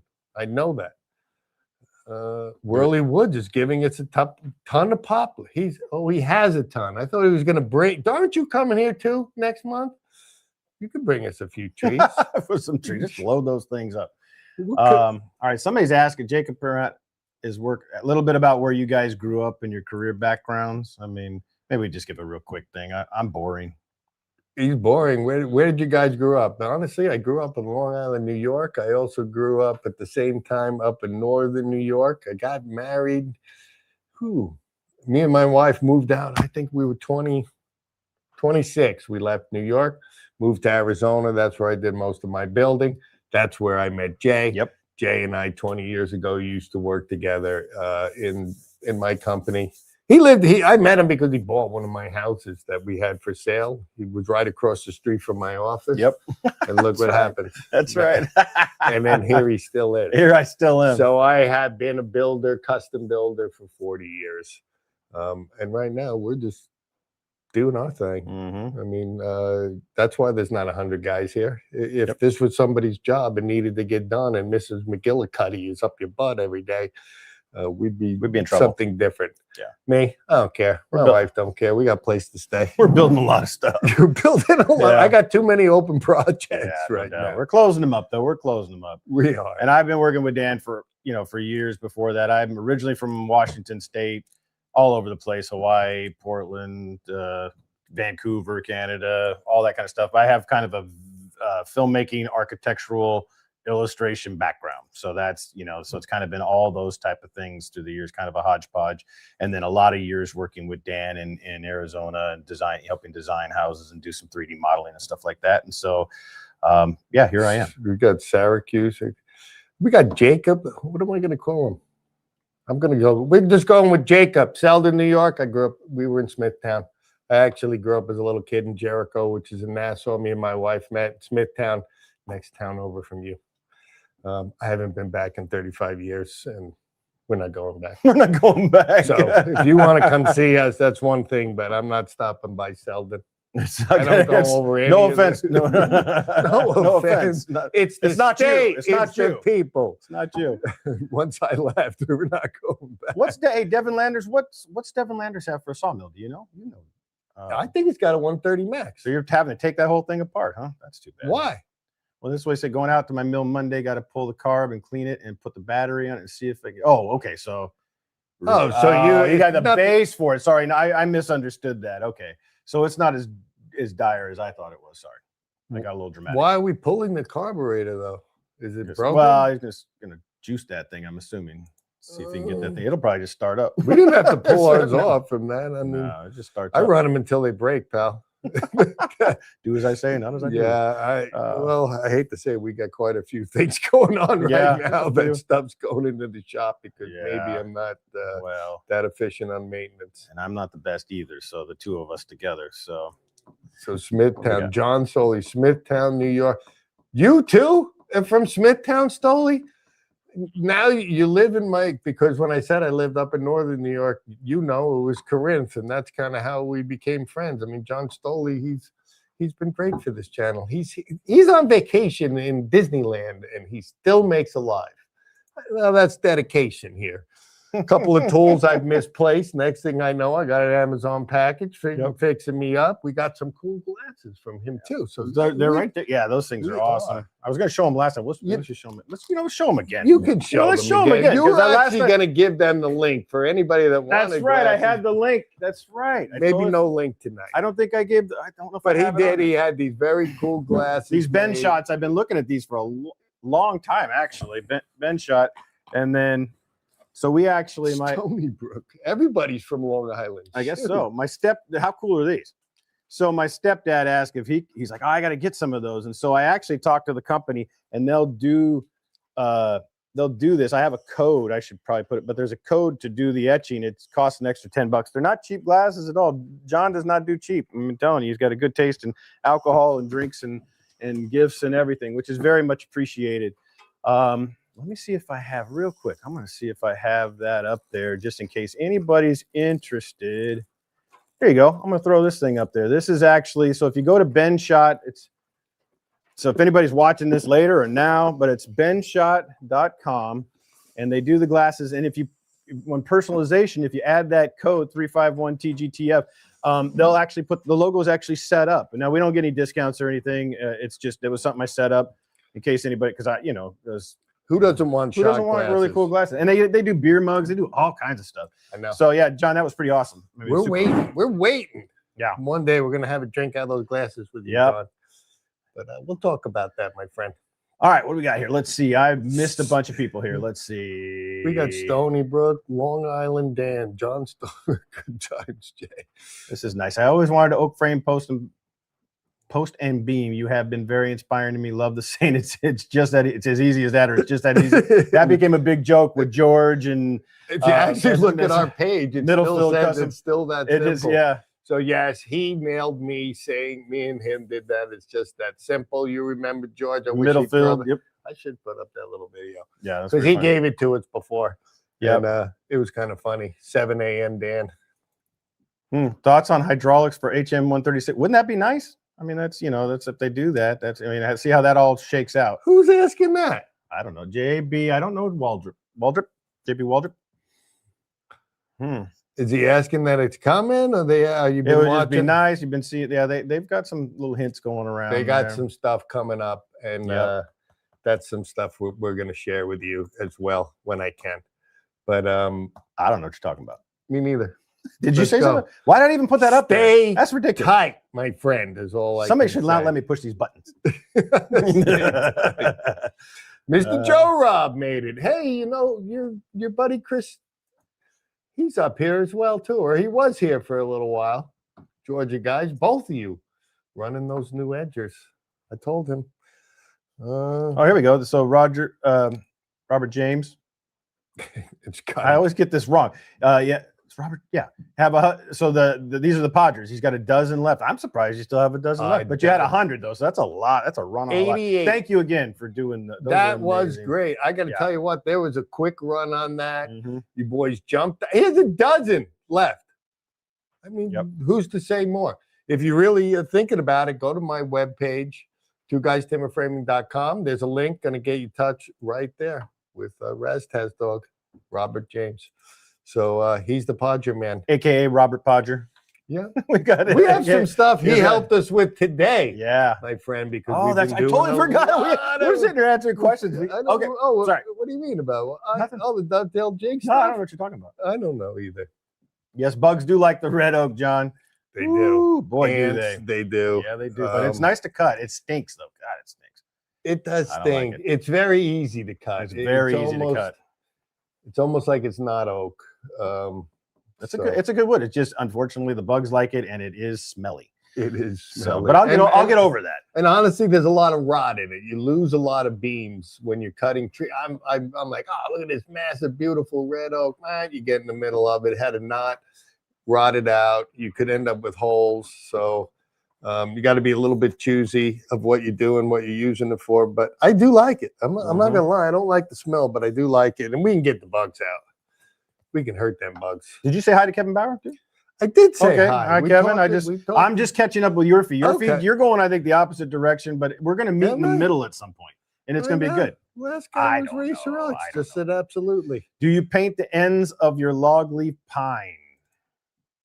Longleaf, sorry, longleaf pine. We have southern yellow pine here, and you know, we didn't. I didn't even show you. I have a massive pile of trees that we cut, that we put them up into. We know we weren't going to cut them now. I needed to get them winter cut. I don't know. There's 135 footers back there, but they're super long though too. So 35 feet. Yeah, they're super long. So the checking. You're not going to get too much checking there. And honestly, the little sweat of the pine sap that comes out in the end, in my mind, I thought I sealed it. Because it's a lot. I don't know how that would be my job, and that would be really, because there's a lot of. But really, what we did do, because the pine has such a problem, especially when you're drying, is with the bugs, is we sprayed every one. No business. I think we put 75 gallons of Timbor on those to help with the bees, help with the bugs, post beetles, any of that garbage. And they're sitting on logs pretty high up off the ground too, which is normal. But I mean, we've got them sitting up, and we really sprayed the hell out of them. And it's kind of in the shade, let's say. I don't want to say there's not direct sunlight, but the pile is 10 feet tall. Yeah. So that's where we're going to set them to dry. And when we come back in the fall, we're going to hammer down on them, because pine dries really fast. I mean, we have a bunch of beams already cut for the next section of the timber frame, which is probably not going to even be done till next year. We've got them on the trailer. We're about ready to pull them up to the barn, so they're not going to sit in the sun. So our southern yellow pine, cut straight. When it dries, we have a couple that are bowing a little bit. Not anything that you can't use. As far as I'm concerned, the pine that we were cutting, we got the most quality wood with no waste, which was surprising to me. I mean, I think we talked about that before. I know. I mean, I've been not against pine, but pine is messy, and this is actually the pine that we put in has been, and it's up in the barn now, and it looks amazing. It was fun to work. It was fun to work. It wasn't light. No, it was not light. Don't think that it wasn't light. It was almost oak heavy. Yeah. The stuff that we have, and one, it's pretty wet. The stuff that we used was pretty wet. Once we start getting into building the lodge, which is not a garage, which is not my guest house, we're going to have the log. I'm really going to cut every piece of wood that we have here, and it's a massive amount. It's hard to me to say, oh, what's massive, 7 or 8. That's just my pile of pine. I have the same pile of white oak, the same pile of red oak, same pile of chestnut oak, and I'm just trying to get them a little bit more drier. Yeah. If you've ever seen any of our lumberyard tours, we're running around and we're showing lumber. It's more than that. That's not even. That's just we're showing a little bit, but it's like whatever. There's a stack you see that's 8 feet high or 10 feet high. There's another one or two. Yeah, we're all done cutting for the year. The machinery has left. Everything has been chopped, ready for size. So yes, we did a couple of videos and we showed the log piles. Nothing like they look like now. They're full. We're full. I'm excited to show everybody that's coming to visit. That's going to be pretty cool. That's going to be cool. When are we taking a break for summer? Yes. Who said that? Who said that? Yeah. Joe Rob. I told him that. Yes. That's kind of the deal. We're not. Jay and I are going to be gone for a couple of months. Not that we're not going to have these lives and things like that. We're not going to be doing a ton of videos that are coming out every week. This is not a daytime job. My wife she's like, you're retired. Why are we not traveling? So I'm heading off to Alaska and Canada, and Jay's going to be going back to Arizona. My son has a whole list of things for me to do. I thought he was doing this himself. No, it's dad. It's my dad duty to help out. So. Well, always help means that I'm doing it. Here's your screw guy. Yeah, that's right. Oh, I can do that. I'm going to train him up right then. Right. So there you go. So yeah, we are taking the summer. It's too hot and humid here. The last things we're doing is really the Sawyers thing. We got a couple of other collaborations that are happening through. May is going to be fast for us. Very fast. There's so much stuff going on outside of the work, outside of the YouTube stuff. It's just commitments that I've made. The fun that we're going to have at Sawyer's Day. I'm just excited really to meet the guys who mostly are on here. Yeah. Right now. Yep. So Yep. You Woodland Mills guys are getting the first. You're the first section of people to come to Timbertown. Yep. So remember that. That's what I'm trying to say, fellas. That you're all on here. This is our work area. I don't have picnic tables. I don't have places to sit. I don't have men's and ladies' there's no bathroom. We're getting there, but it's not. Yeah, it's not. No, at our age, I know it's tough, but you learn to hold it a little bit. Or find yourself a tree. So we need to know that. So the guys that are on the live here tonight, the guys that are coming, you need to bring a lawn chair if you want. I know our buddy Kevin Bauer, who's coming. He's talking about roasting a pig. This man's going to bring a barbecue, roast us all up a pig. There's macaroni salad coming. I couldn't think of a better day. Me, I would order pizza down from the corner store if everybody's hungry and you can have a drink of water out of the cooler. That's right. It. So out of the hose. That's how we roll around here. I will fill the cooler with the hose, but it'll be in the cooler. Nope. Right. So if there is something that you guys need, you want, there's something that, hey, I can't live without, make sure you bring it. Because we're kind of in the middle of. Yeah, and this is a rustic thing we're doing here. Yeah. We're out in the middle of. We were talking about sawing wood. Well, this is how we saw wood. Yeah. And that's what it is. So it's not my house. And it's, I don't want to say rough area. You guys see it all the time on videos. But it's work area. Yeah, it's a work area. It's going to get dirty and messy. Yep, and that's what we're here to do, fellas. Yep. When we do the Sawyer's Day, we're going to get dirty, we're going to get messy, and we're going to just slobber up some pig. That sounds good. And then we'll schedule in a little nap time, maybe. There'll be a nap time. Siesta. What size are you using on roof joists in your trusses? Well, the trusses were 6 by 10. What are you on the barn? Those were 6 by 8 in the trusses themselves. Yeah. You could have went bigger. You could have went smaller. To be honest, they're stout. They're only stout. 12. They're only 12 footers, and we have the tie beam tied to it. I don't know how many of you saw the video of us putting them in, but they were snug, perfect, right on the money. And I thought we were going to have a little bit more problems. Now that was, I don't want to say easy, but that was way different than I was expecting. And it was fun. Well, because the last trusses I had you do, because we went over to my friend's house who got conventional trusses that look like they were made, I don't know, in Indonesia. They came off Temu. They come off Temu or one of those sites. Man, what the heck was that? I said, is this even wood? And I got up on those things and dragged half the structure down with me. Yeah. It was pretty bad. These trusses are not like that. You set them up. Yeah, no, they stand. They stand. We were standing on them with no screws, straightening them out 30 feet in the air. It was nice. It was actually a lot of fun. It was hard work fun, which is most of everything we do, right? 2 days. Yep. I mean, we put up we built and put up 14 trusses at a ridiculous, the crane needed to move all the time. You weren't sitting in one place. There wasn't 10 guys helping. Nope. I enjoyed that day. I enjoyed that. There's been quite a few of those. That's the problem. That you spend a month or two, you're timber free, you're cutting the wood, you're getting your joinery together, you're doing your staining. Boom, it's up. You're like, oh, it's over. The fun part's over. And it's in the rearview mirror. It's already. It seems that was last month, last year, as far as I'm concerned. We're waterproof, so I'm happy. It's looking really good, guys. First timber. Let's see. Timber testing my skills, building a gazebo 8x8 post, 4x6 trusses, 4x4 braces. I always say it's great to see somebody starting with a gazebo or an actual structure, something smaller. Yeah. I mean, it depends on the size. That's the best thing to do. Yep, just dig in. I mean, me, I'm like, let's build something small. It's 5,700 feet. It's not really a big deal. Yeah, but well, don't do as Dan knows necessarily. But build something small. See if you love it. Because you'll know. I mean, honestly, the Dovetail Jig that we're coming. I know a lot of guys have been on it. Let's just get into it. Let's get into it. Let's just get into it a little bit. We've been running the Dovetail Jig all week, and I have actually made some. Throw a couple of the pictures here because we've actually been joining. This thing makes 8 different joints, and you can build yourself a gazebo completely 100%.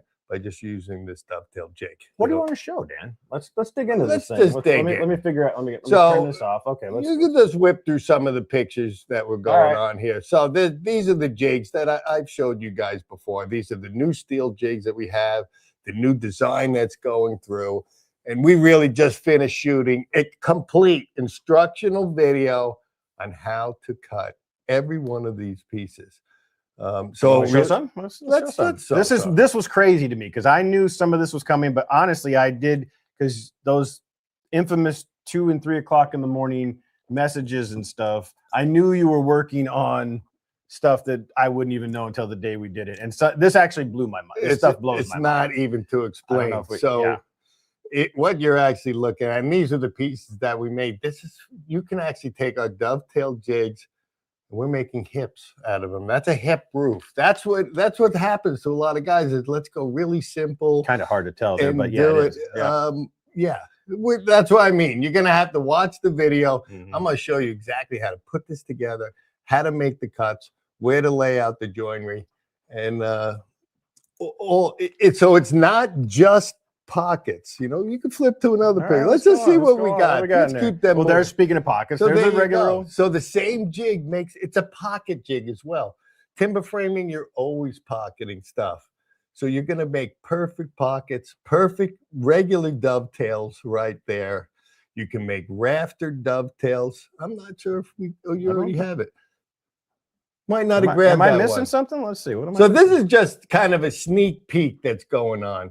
And I know that we don't have a picture of it yet, but this jig is going to be able to make pocketed dovetails. So you're going to be able to pocket it in.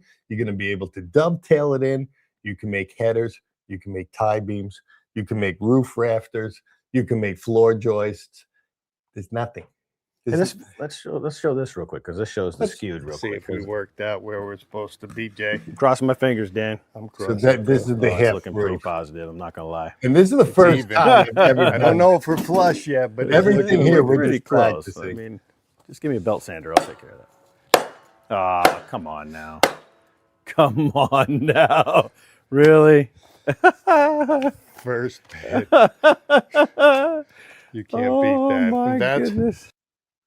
I was a little excited. It was crazy. So the video that we actually made putting this together is me doing the test runs the first day on our templated one. So the one that you're going to see in the video, it's just it's a steel colored one that's always been shown. Now we have 10 of these left. That I have packaged, and they're boxed and they're ready to go. The whole sets. Now we didn't go and make 1,000 of these things. I have 10 of these ready to go, and they're going to be all powder coated black, so that you're not going to, me, I'm not too worried about it. Rust. I use mine so much that you could have just clear coated it. My cousin wanted to put a nice finish on these things, so. I know that there's a list of guys that have been asking me. Some guys have, I've actually sent out 3 of these sets already. I don't know if any of the guys are on here, and plus the one that I'm using. So if you guys are interested in anything in this dovetail jig, you're not going to find in a run day, you're not going to find a linger tool that's going to make every one of these joints and how it can be done. And, it's repeatable. It is perfection at its finest. So every one of the joints is going to fit. If I'm doing a roof rafter, it's the same as a floor joist, because the connections and the way that they're made. So the video is going to be long. It's going to be very long, but it's very informative. It is, because we didn't speed through. We didn't make anything happy. Go, hey, this is easy. This not. I took every one of them. The first time I did it, set up the jig, ran my stuff. And it's not like we were building anything. I put a giant chunk of wood on my saw table, and I just kept cutting pieces off. And that's what you should do when you get something like this. You just don't run and start cutting your beams. I practice. Oh yeah. I mean, honestly, with the hip rafter, the night before we were filming this, I said, Jay, I think I can do this. And I've never seen it done before. I've seen it done by hand, which it would take you hours and hours to do by hand. If this took 15 minutes and you got yourself. Well, they'll see real time. They're going to see, because the video is real time, except for maybe a couple of moments. I don't even know if we skipped around in that, but you'll see exactly how long it takes to route out a pocket or a shoulder pocket, So I was blown away, as you can tell. I got extra giggly. You got it. He does get extra game. I do. Mr. Joe Robb, I wanted to Yeah. thank you. I just saw that. See, look, little super thanks going in. He says he has a discount. Got another discount for the guys, by the way. Put it up there if you want to share it with these boys. Let them know. We appreciate the super thanks, my friend. Yeah, thank you. Like we said before, we've had several guys here doing that. So we're just putting all that, whatever comes in. Naturally, YouTube's going to take their little piece, and then we put it into a pot. We'll figure out something to either give away, do something. It'll find its way. It'll find its way home. Yeah, that's our That's thing. kind of is. I was trying to reply to you, and it said that my reply was too late. That I should have been faster. So I apologize, my friend, but we appreciate it. But if you do have another discount code, by the way, or if you want to say something about it or whatever, if you don't have it for me this time, maybe next time I can get you up here and we'll do that. So any of the guys, like I said, so if you're still, I know we have a list for the people with the dovetail jig that wanted them, and there's 10. So naturally, they're going to my members first. It's $1,100. That's what they are. You go to Arunde Tools, it's $3,500, and you're not doing roof rafters. You're not doing skewed roof. There's a double skewed roof rafter there. It's a hip rafter, so you know that you're working on different angles. That one was insane. It was insane, and that was the first. I don't know where that's the only one I've ever made, and it was the first one I made. And I'm like, we might as well film it. I'm like, we could always trash the film if it didn't work. I don't know. It just worked. I've never seen anything like it. It maybe it exists out there somewhere in the universe, but I've never seen it. I mean, no, you can cut them, you can hand cut them, and you can pocket them. I mean, just the pocket jig alone on this thing. Pockets are one of the most things that you got to do with timber framing. Now, I wouldn't say, hey, I'm just going to pay $1,100 for a pocket jig. This thing just already is one by the way that it's made. And it makes them perfectly. I don't know, but if you're doing a lot, like I look back to the videos where we had way back when we were using the jig, just doing the dovetail pockets. I mean, you ran down like all that. I mean, I don't know how many pockets you put in. It was like an hour, let's just say. Yeah. So I mean, it was that 44-foot frame. I think it was like an hour and 10 hour, 15 minutes, every pocket in hickory. So I mean, that was with the aluminum jig that you know some of you guys do have. I know Pat has it, and there's nothing wrong with it. It's just this thing was beefed up to do multiple jobs where the aluminum one couldn't. Don't think that this is anything. The package comes.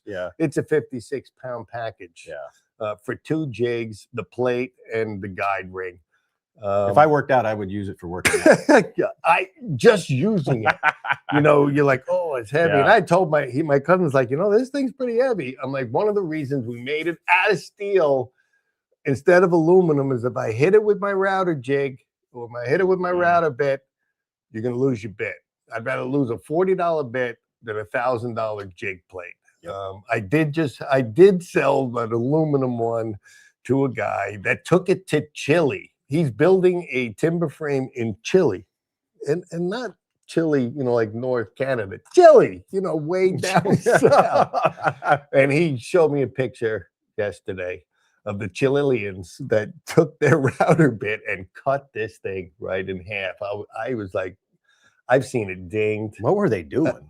I don't know. I don't speak Chilean. Somebody just fell asleep. And I'm like, I can't get you a plate to Chile. I guess whenever you come back home to Texas, we're going to get you taken care of. But this steel jig is just so sturdy that's why you're able to cut the rafter tails with it. That's why I'm able to do angles with it. But the aluminum rocks and rolls for your pockets. It's lighter, so it's the same. You just got to be the same concept. Yeah, it is lighter. If you're doing floor joists, you know, only, which is what that was designed for. It rock and rolls. I mean, I've done hundreds of mine. Oh, it's still one of the best connections. I mean, we do that, and it's still every time we put those in, it's still impressive. Now, once you start going, and then we'll show them in the video. Once you actually put a pocketed dovetail, so it's sitting in a traditional pocket, and then the dovetail on the inside, you're not only twice as deep, you've got two different type of connections. That's pretty cool, and that's coming. So you guys, we don't have a Okay. picture of that right now, but we'll have a picture. Chris Scott's got one, huh? This is, you know what? Chris did get one of those. Okay. Chris Ortiz had gotten one of these, and Heath.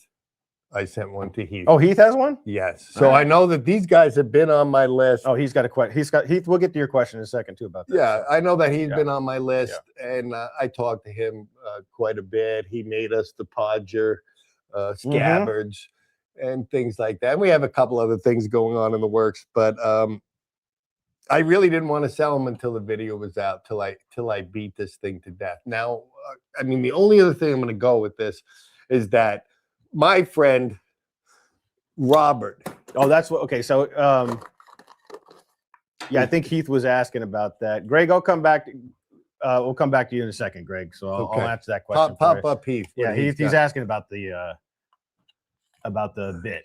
Yeah, there we go. How about the bit you're working on for the jigs? Okay. You try to think that there's anything really special about this bit. I searched the world to try to get it because I needed a longer shaft so that we could get the 2-inch depth that we needed.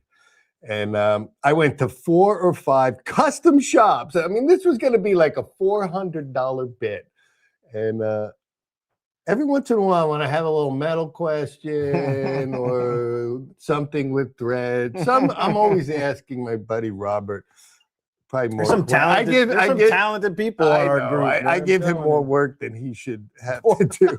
He's never retired. But he welded these together with drill rod. I still can't see the weld. No, I used the heck out of it today, my friend.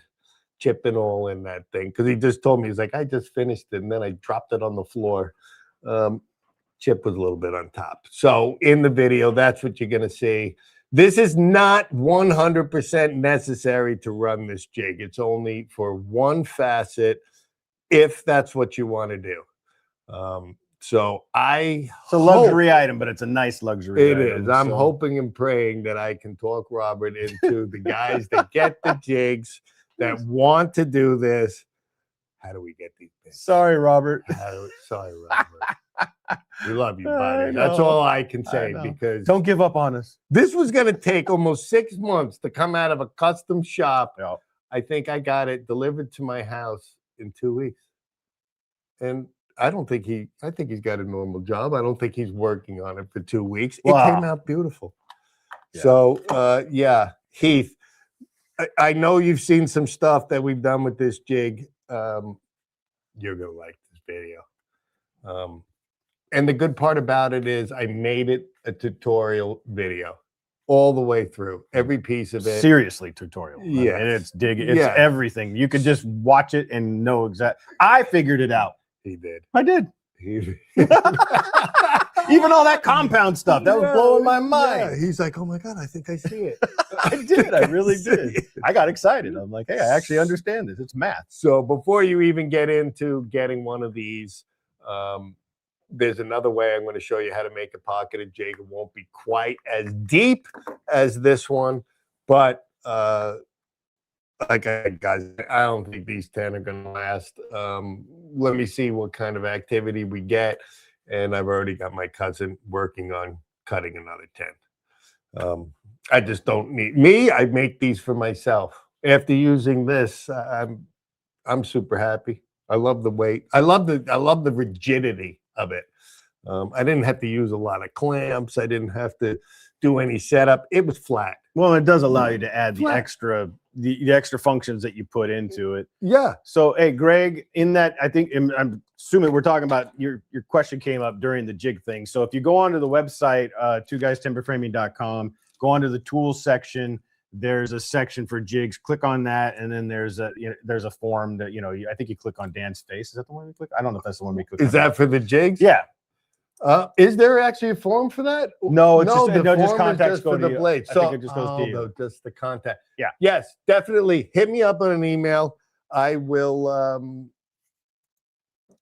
I just need a refresher from everybody. I know some of the guys just have kept asking, and I sent them one. There you go. It's 2guystimberframing@gmail.com. We'll just throw it up there, but you can find it on the 2guystimberframing.com website. Yep. You just click on anywhere and you'll get to one of us. There's only two of us, so it goes. Yep. Something's going to one of us or two. Sometimes I'm like, Jay, I'll get that one.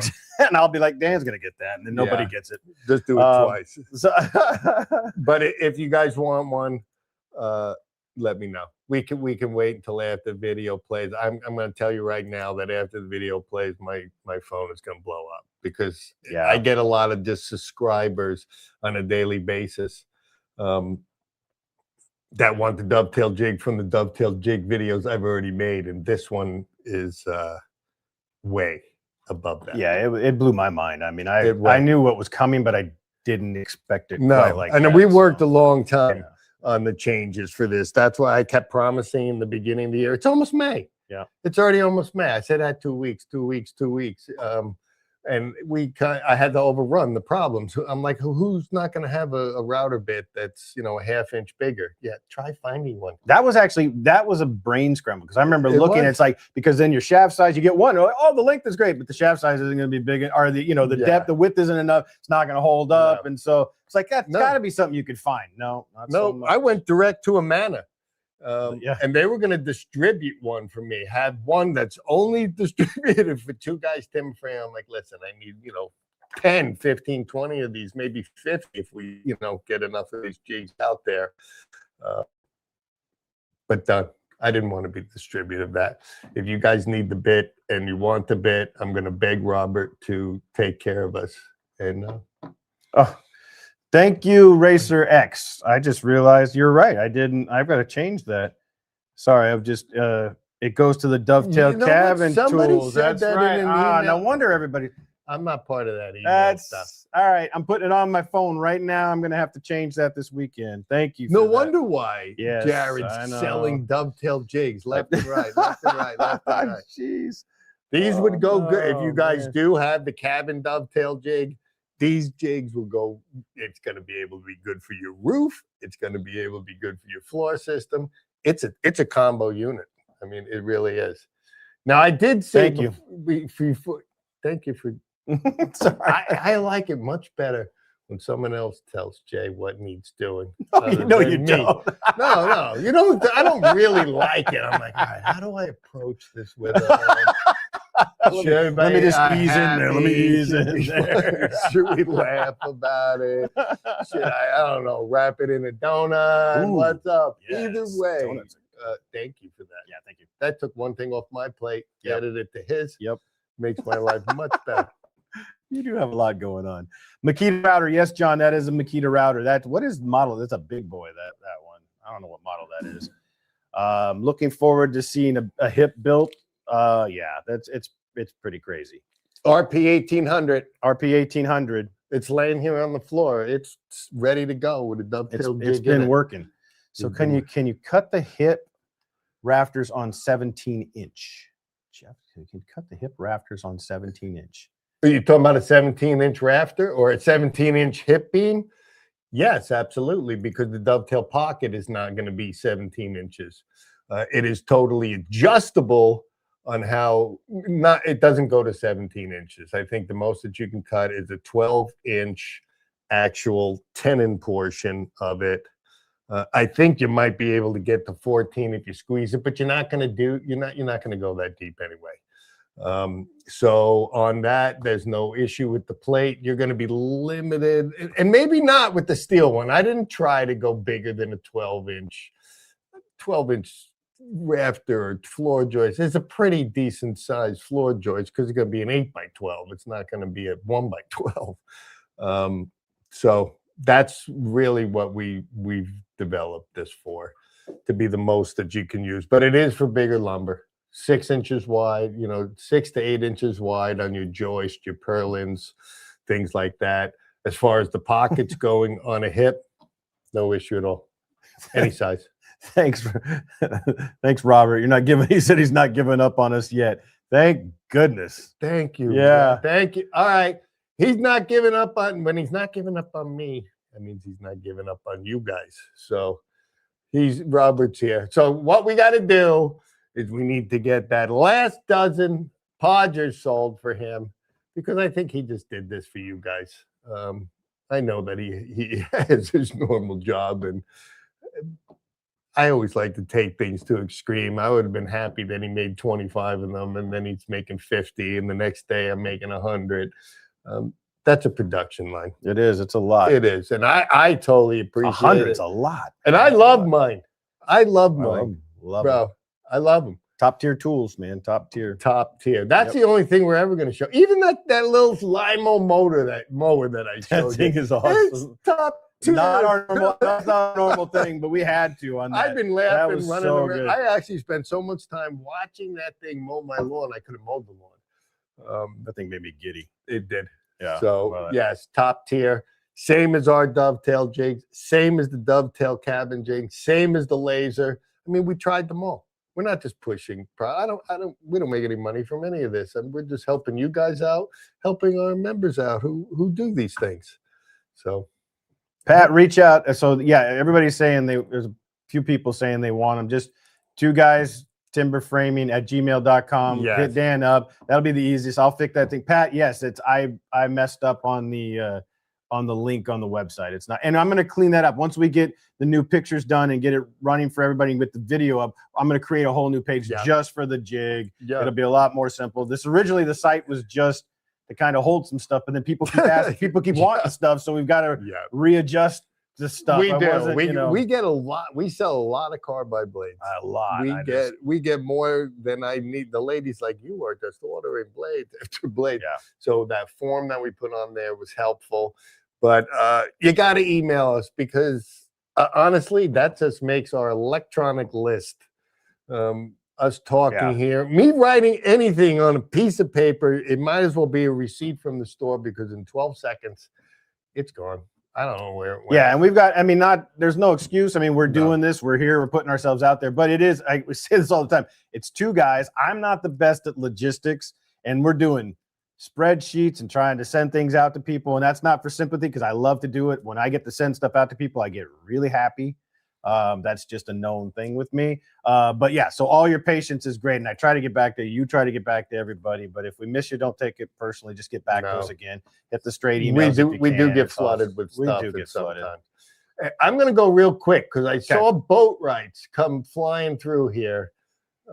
Right there. He was late getting here tonight. Well, we also asked Mr. Boatwright, you know from last time that you want a magnet. Oh, right. How am I supposed to send a magnet to you if I don't have an address? The carrier pigeon could not carry it. You understand? We sent it out. Came back with a very tired bird. We did. So email me. I know you message me your address so that we could get this, the magnet to you. Yeah.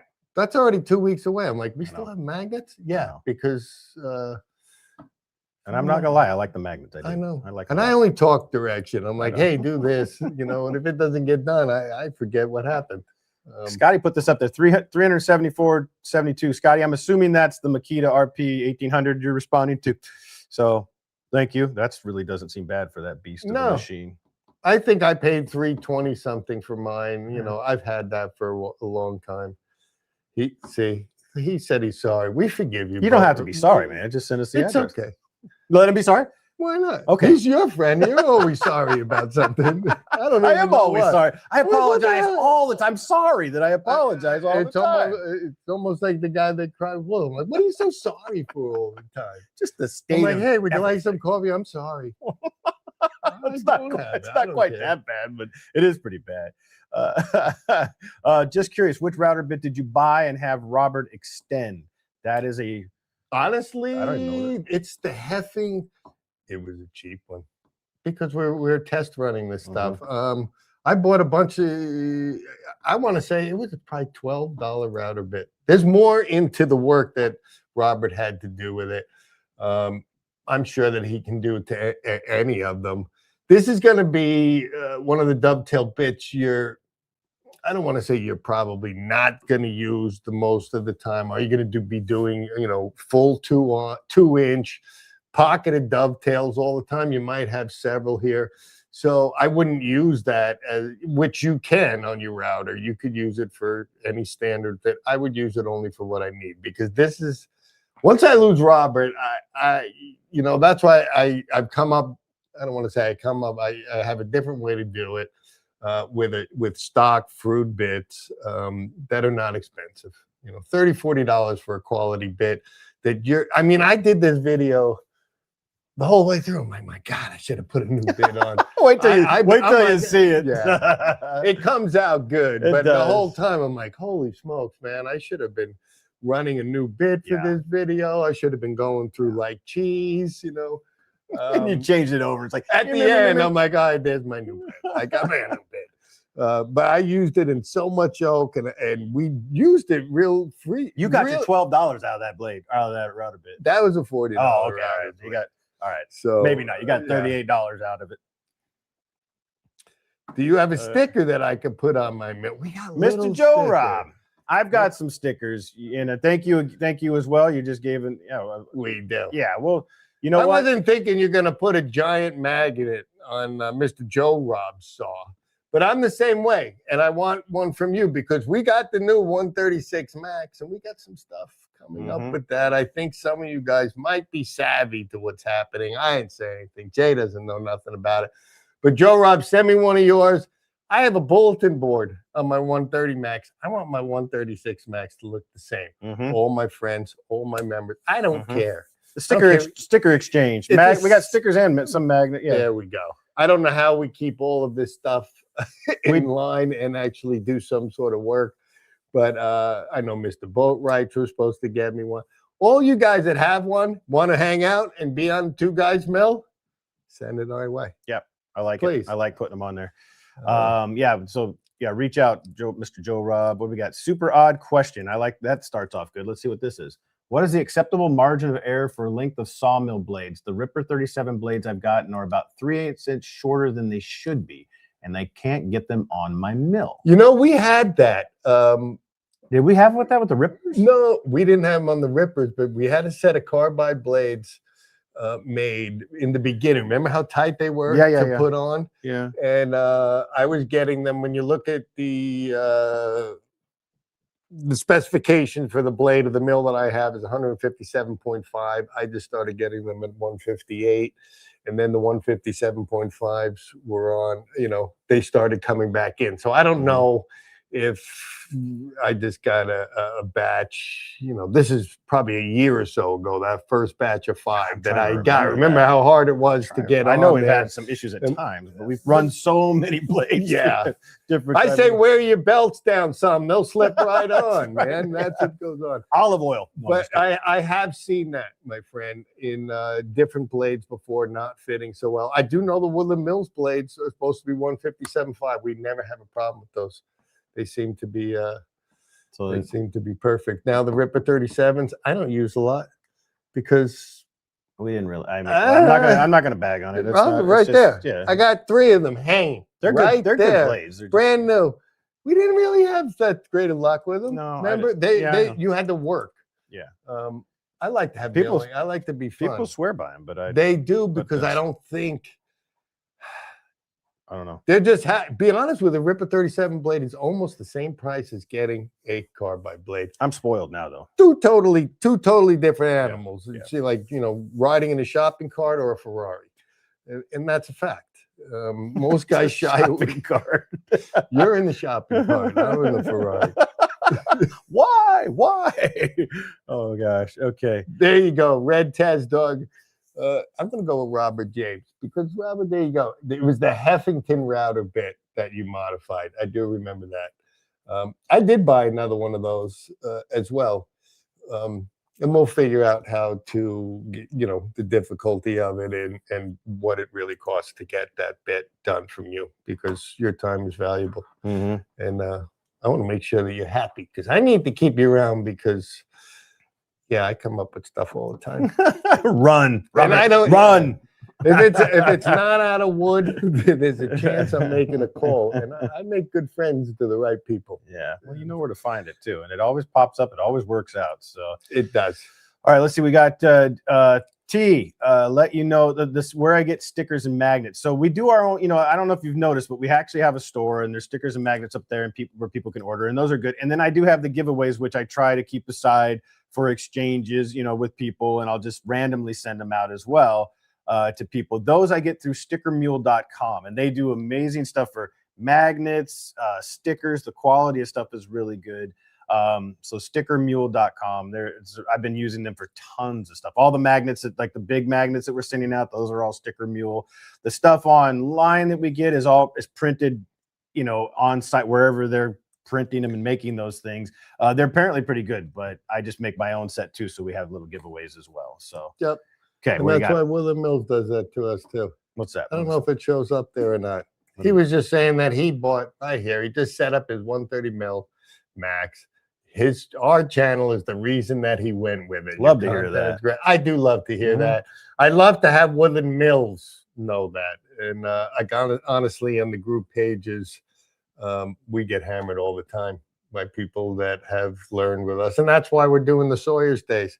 And most of the guys that are coming here, look, one guy's just putting his mill together. Well, it sounds like you just set it up too. So congratulations. I love the fresh saw. It's so fun to start up that saw. It is, man. It is. He's on the 130. Yeah, our original. I love my 130. It's still gonna get me wrong. So much use that thing has got. We were walking around, because just a little side note here. We've got anybody that's been following. We've got this structure. We've got the other structure. We've got structures everywhere. We've got and then we've got the massive barn. And I just stopped and I'm like, this was all cut. Everything was cut on the 130. I mean, it's just unbelievable. Yep. I mean, and you'd have to see it. I mean, those that have been up here that know, it's a lot of shit. It's a lot of shit. It's family. It's a family show, Jay. But it's a lot. So that was pretty impressive. So congratulations on all you new mill owners.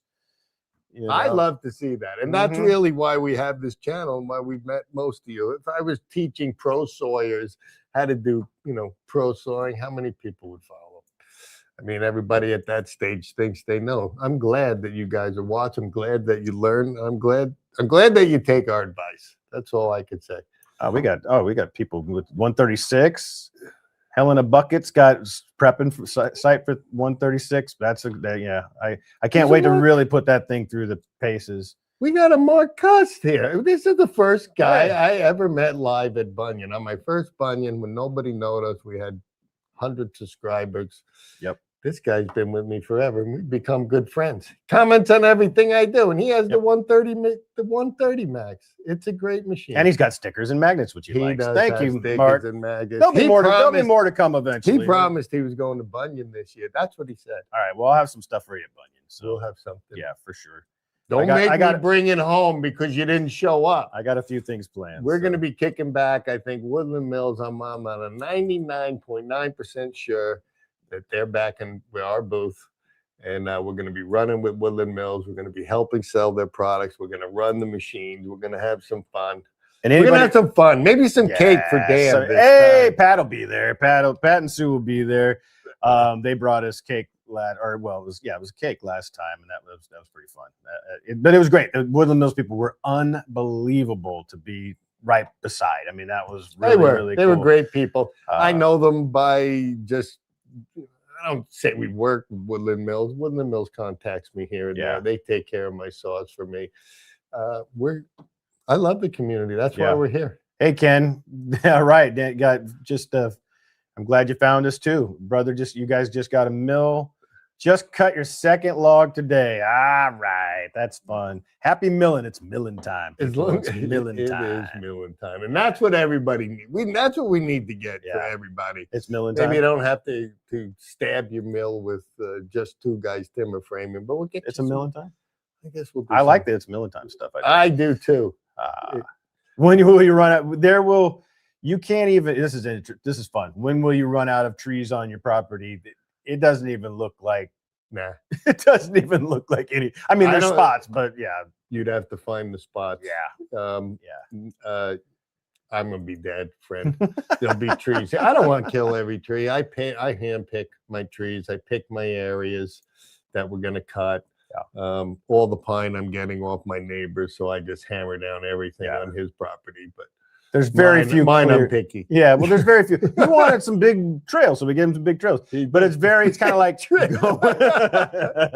parking lot. Parking lot. We got a 10-foot wide skidder coming through. I'm like, is this good enough for a trail? You need it any wider? Drive a pickup truck through there. Shoot. Yeah. Anyway, we usually on Dan's property, not the neighbor's property. It's nice trails going through everywhere. You'd never even notice. No. Take some trees here. You got trees being culled in between. There's a couple clearings, but not really any big clearings.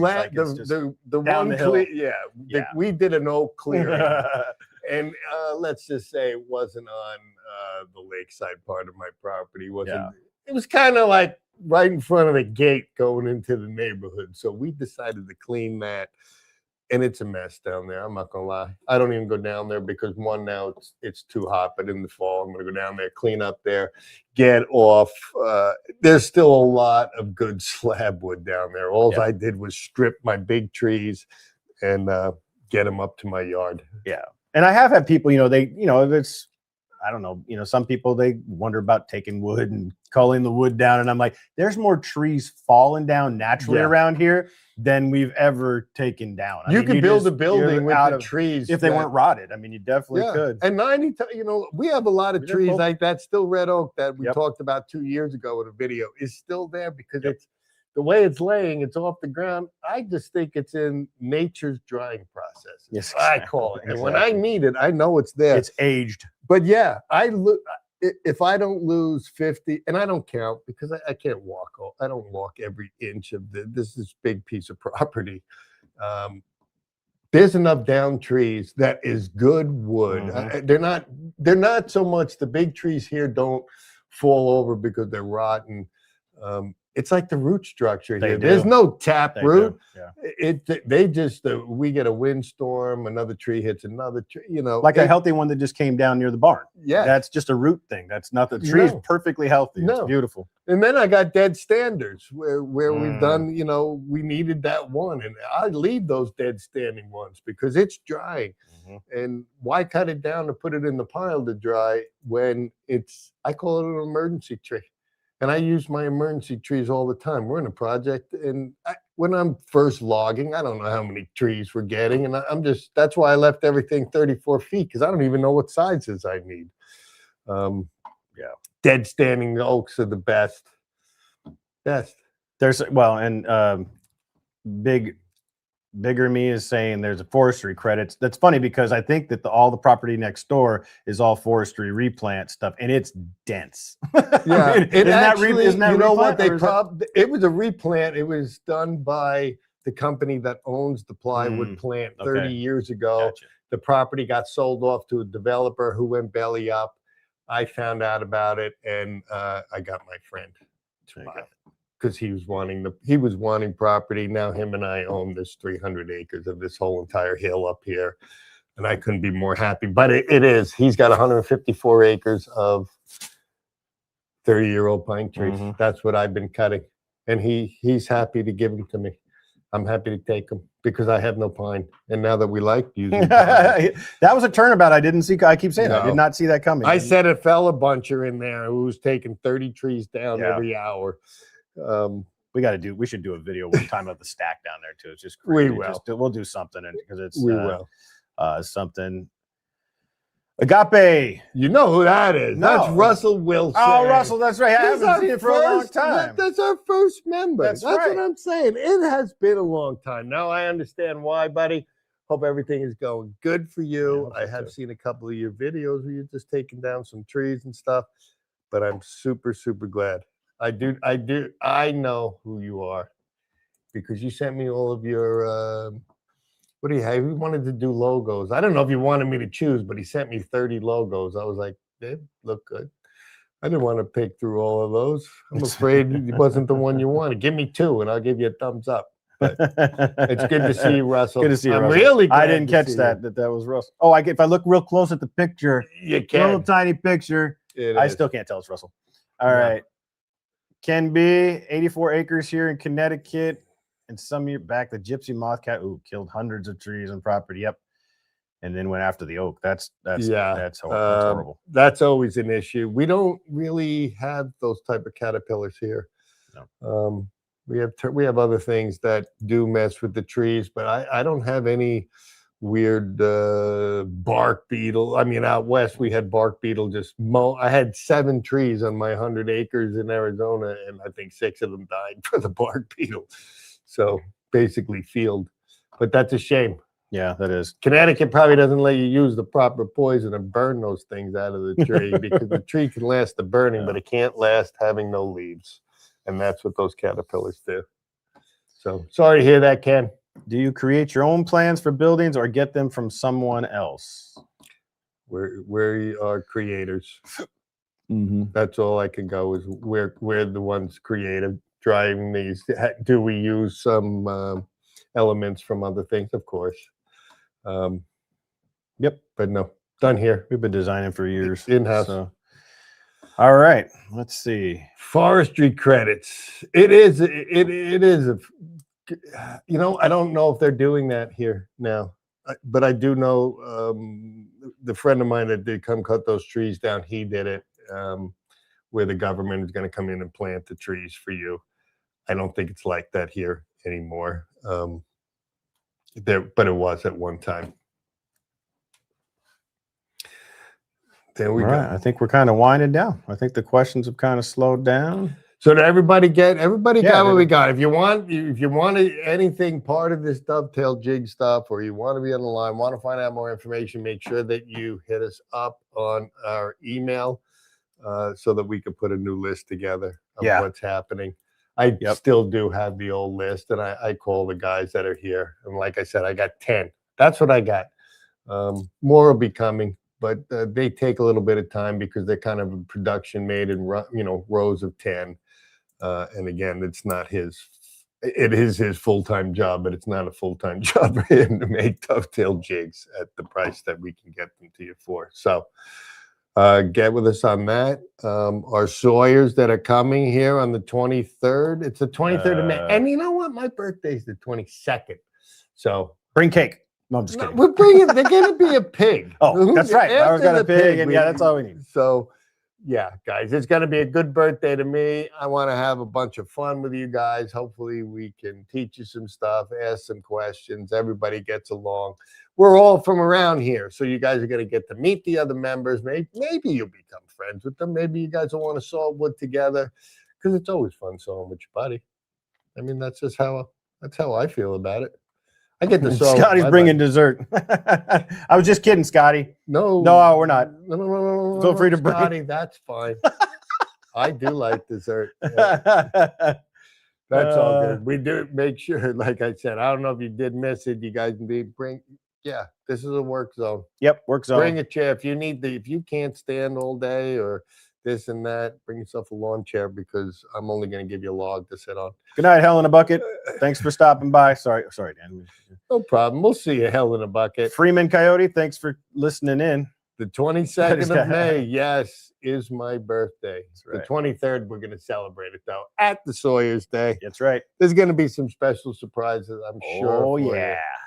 Scotty, look, right there. Got it. We're going to make sure that, okay, his dues come by bringing cake. That's right. Or cookies. Okay. Pie. I like He's from South Carolina. You never know what they're going to do John. down in South Carolina. So always good having you all here. As I see a few new people, I think, so that's awesome. There is. You know what? There is. And I think we did. For us, there's a lot of stuff going on here, guys. You see what's going on here on the sidelines. I think we did a pretty good job this time of trying to get with everybody. I actually sometimes have to go home. I watch these videos. I see all of the comments that I missed. Then I get on Facebook and I apologize for not. I don't know why. It's still so hard. It's still so hard. Racer X, it came on in, and I know you gave me the 3 names, and I say I still owe you one. Because you gave me your names, and all of a sudden I'm like, I can't. I'm just like Brian. I can't remember.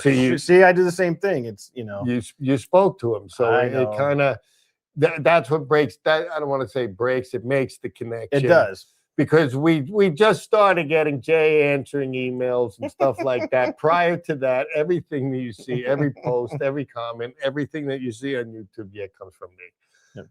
So I like to pass off work a little bit to my buddy, but now it's also making the connection that, hey, Well, it's a lot better. It's just it's just a lot. It's just cluttering for the head. It really I can't afford it in my head. All right. I never get enough time. That's always true. entertaining and educational. Thanks, guys. Thanks, That's everybody. beautiful. All right, let's wrap this thing up. Say good night to everybody. Thanks, everybody. I think we've covered it. Well, I'm sure we'll hear from you if we didn't. Will. See what I mean? You thumbs up. Hey, I like the thumbs up. It All just right. gives you a thumbs up anyway. Did you do that? No, you just put it up there. Look. It doesn't do it. It does.